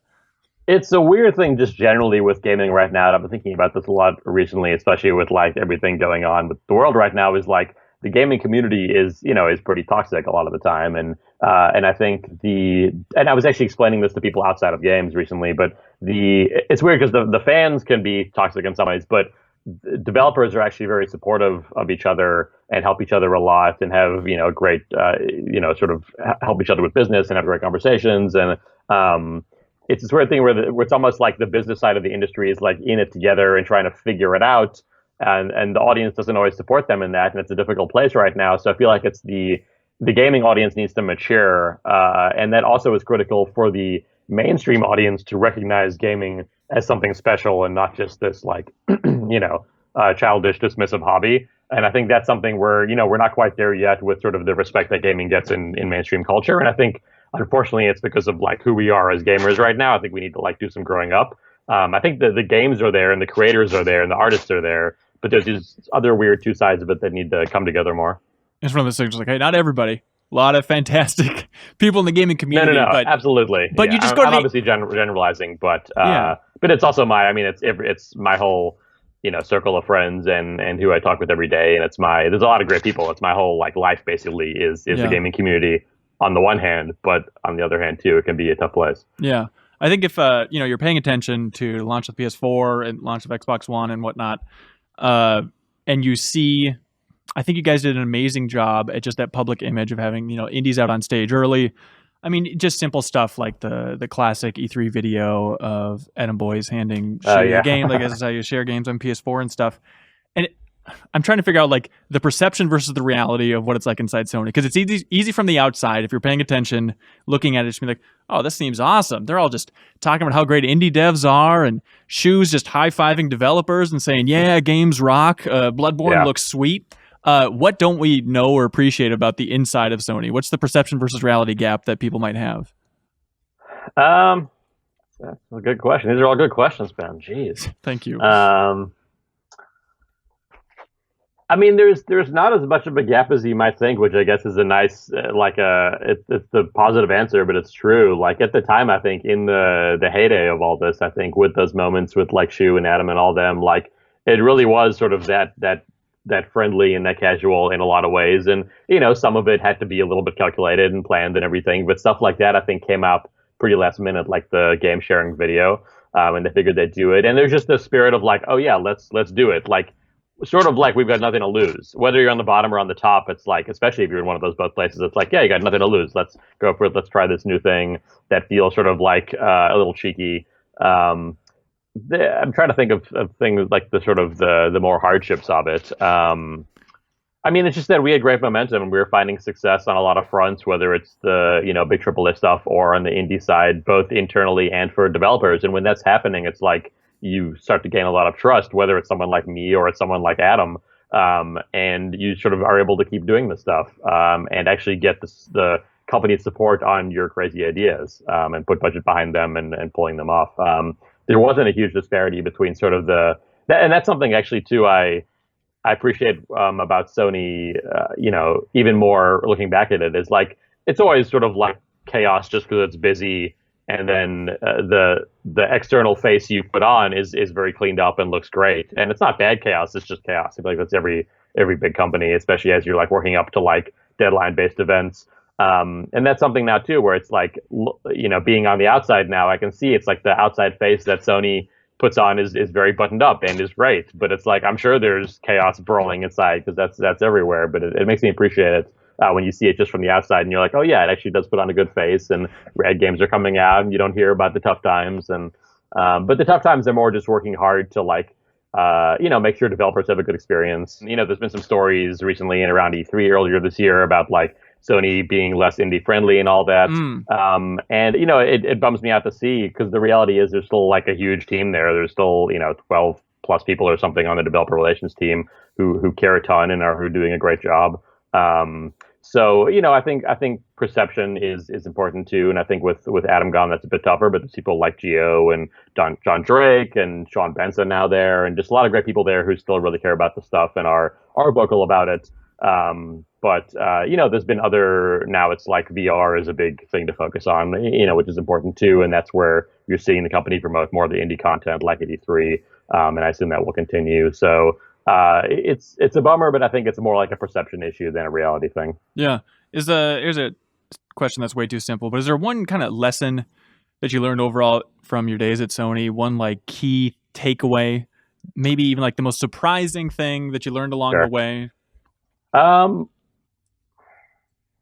guess a key takeaway actually just sort of general ways I think about jobs I've had. And I honestly don't know if this is something I like read somewhere else one day or made up, but I think about it a lot. Sort of like a mantra though, is like, I think it's really important, like caring about your work more than your job is an important distinction. And by that, I mean, actually caring about what you're doing and the impact you're having with what you're doing, and caring about that more than, advancing your career or just sort of having something stable where you don't want to rock the boat. Like, I think everyone I've seen succeed in corporate environments especially hasn't been afraid to sort of like speak up and be passionate about things. And I think if you're, if you care more about just like having a job than actually the work you're doing, and obviously that's important in jobs for some people, which I'm not judgmental of, but I think at least for me in the gaming industry, it's like that's what is going to tend to push you forward and bring you satisfaction. Really is about caring about your work and not worrying about it. Like, if you're asking a stupid or tough question in like a meeting, an all hands meeting, I think that's important. And if you're not asking it because you're worried about your job, it's like that's going to be sort of a self-fulfilling thing. So I think really caring about the work you're doing is that's been important to me, and that's sort of been my professional mantra of some sort. That's interesting. Just being externally focused compared to internally. Yeah, just sort of not. Again, some people, having a job is like priority number one, but I don't have a job right now, so who am I to talk? But yeah, I think when you care about sort of your, where you are on the corporate ladder and all that, and sort of, a lot of these companies have like bonus incentives, and when hitting your bonus is your only incentive, or is the thing you are sort of motivates you the most, I don't think that's really going to make you the best employee ultimately. It sort of backfires for everybody. Yeah. Well, speaking of jobs, do you have quick thoughts on Andrew House stepping down? Oh, it's funny. Actually, I read that right before I went to bed a few nights ago, and then I had a dream about it that night. He flew in through the window. Yeah. Andy the Sandman. No, and in the dream he was like super pleasant as well. And honestly, he's great. Like, I think he had a really positive impact on the company for the decades basically. And he was in all of my interactions. He was always like really kind to me and really supportive. He knew my name, which sounds silly, but like that's when he's like X levels exponentially removed from me and higher. It's like that means a lot too when people actually know who you are and they care. And it was pretty special getting to hang out with him like at PSX 2 years ago when I was like on stage with Sid Schumann announcing some stuff that was sort of a career highlight for me. And things like that, where we would like do sort of the press conference stuff, like hanging out with Andy backstage a bit was like a thrill, because he's then going to go out and he's going to give the real, drop the real bombs. But he was always just a really like sweet guy. Really cared about what we were doing in the indie space. Like, it didn't feel like he was disconnected or anything, or didn't have visibility on it. Like, he really did, and he cared. And a lot of people, they respected him a lot. So That seems like it's a bummer to see. I don't really know the internal politics of it at this point, but yeah,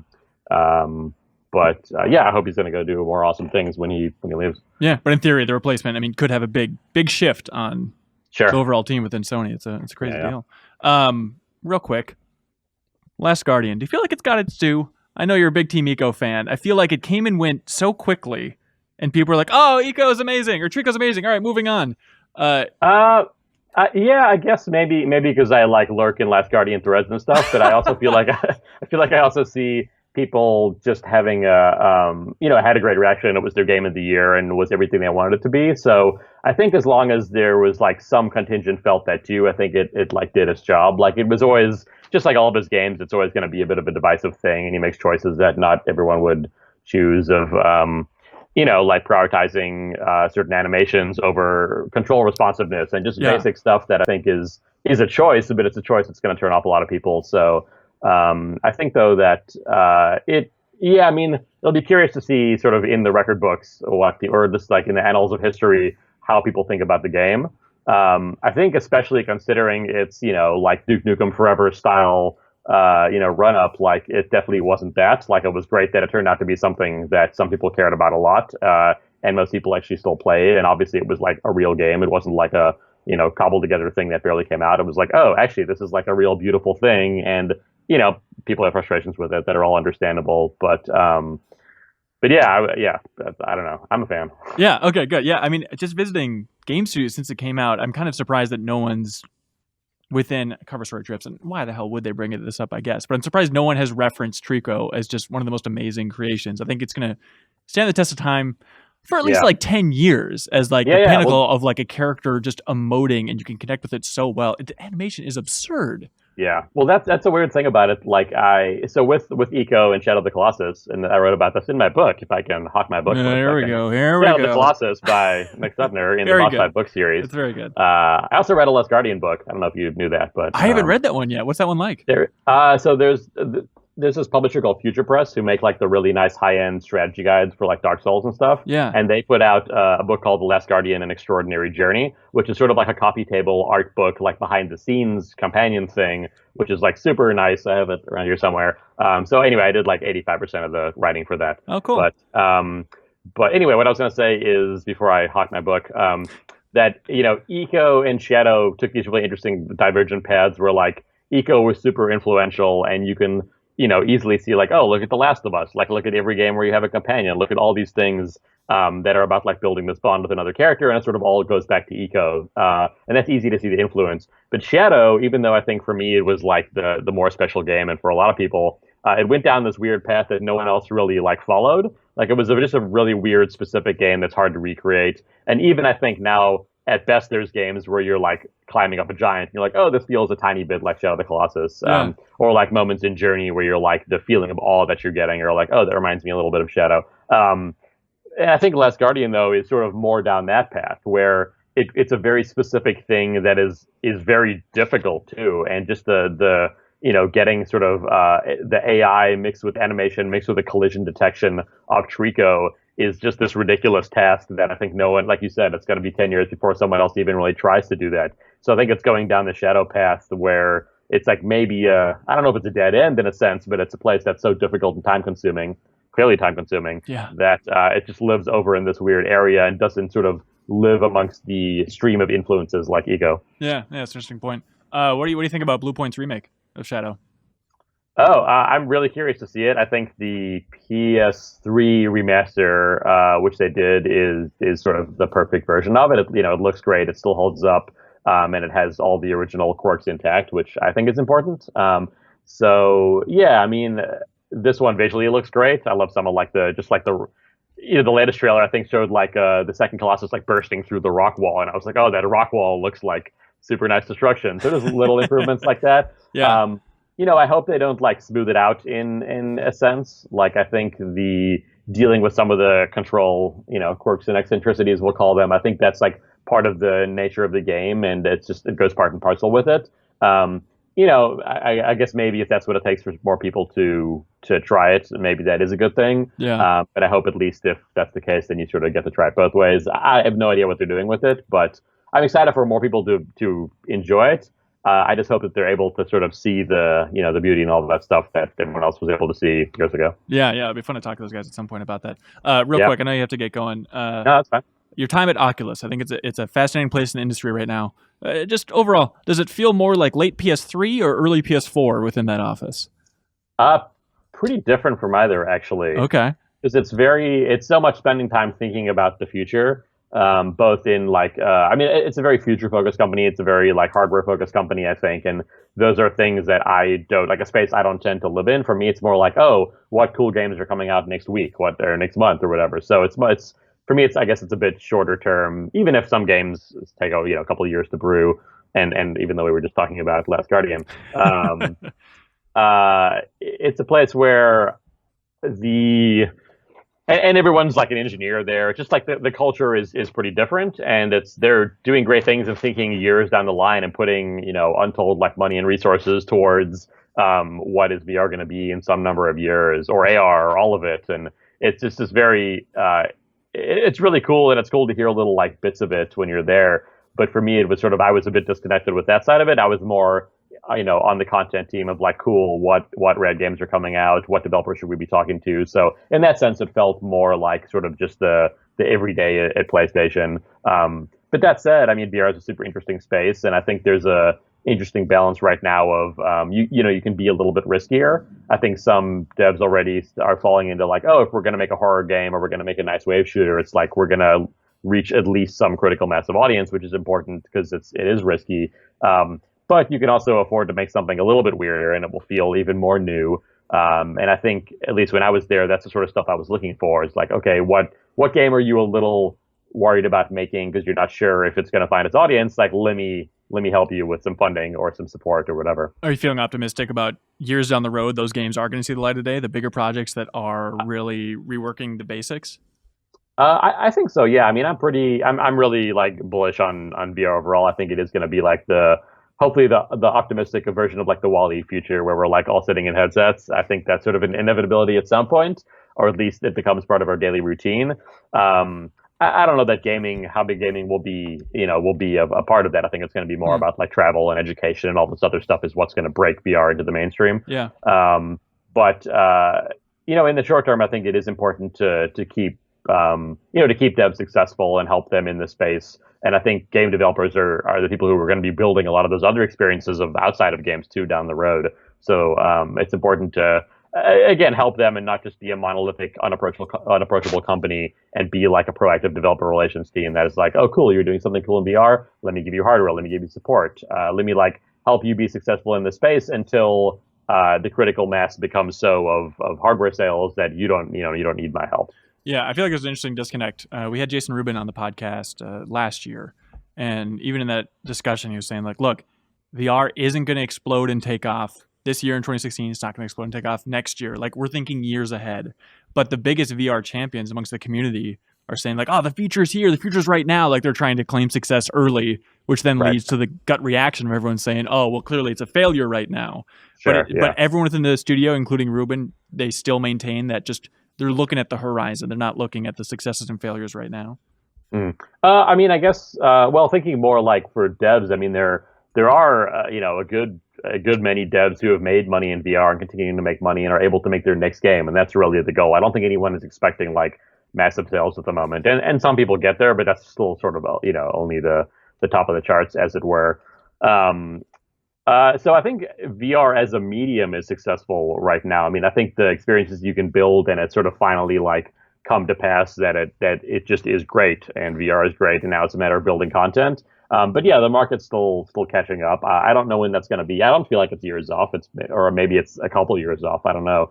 But I think it's just a matter of the right chemistry of the right piece of hardware at the right price. I don't know if that's VR or AR or what, but like that there's going to be something that gives everyone a reason to adopt it, or maybe it's a piece of software, but it's something that's going to get it out there. And at that point, also it becomes really exciting when the hardware is more ubiquitous and when people have more of an audience to speak to, and then everyone else can dive in right now. Because right now it's sort of like the people taking the risk, the forebears of VR, and there's also, I think, going to be an inevitable like gold rush on the space, just as there was on iOS and other like fledgling platforms. So I think the people right now who are becoming VR experts are going to be able to reap those rewards down the line when that does happen. But when that happens, it's pretty unpredictable. So I don't blame people for holding back for now either. Like Camouflage, who you're working with now, right? Listen to the Camouflage radio. Yeah. They're doing some super rad stuff in VR. Oh, that's awesome. I really else? wish I could talk about it, but Someday. Stay tuned for them. Right. Yeah, for sure. Anything else you're dying to talk about? Any other words of wisdom you want to impart on our audience before you take off? Oh man, no! Thanks a lot for having me. This is a big thrill. Like podcasting at PlayStation and elsewhere was one of my favorite parts of it, and I haven't gotten to do it for a while, so it's exciting to be like back on the wagon in a small capacity. Yeah, absolutely. You're welcome back anytime. If you want to be on the email segment or anything else funky, just definitely let us know. But thanks so much. Thank you so much for your time, man. Really appreciate it. Cool. Thanks. Yeah, Cool. take it easy. And thank you so much for watching and listening to this episode of the Game Informer Show. Be sure to tune in next Thursday, and we'll have another new episode waiting for you. Bye, everybody.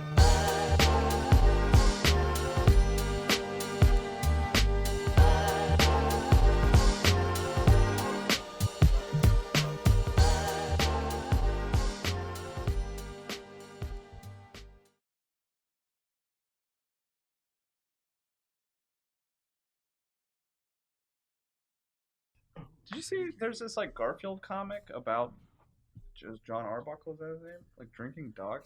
What are you talking about? The Coco director tweeted it out and was like, "Can someone explain this?" Can you to close me?" that door, Serial? What are you talking about? No, look at his. What's his name? The Toy Story 3 director.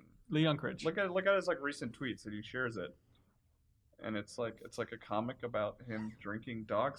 So is he like at the vet's office or something? Yeah. Okay. And he's like, "Oh, thank you. Oh, thank you, nurse, for this coffee." And she's like, "You're gonna have a litter of puppies," or something like that. It's like Holy punchline. God!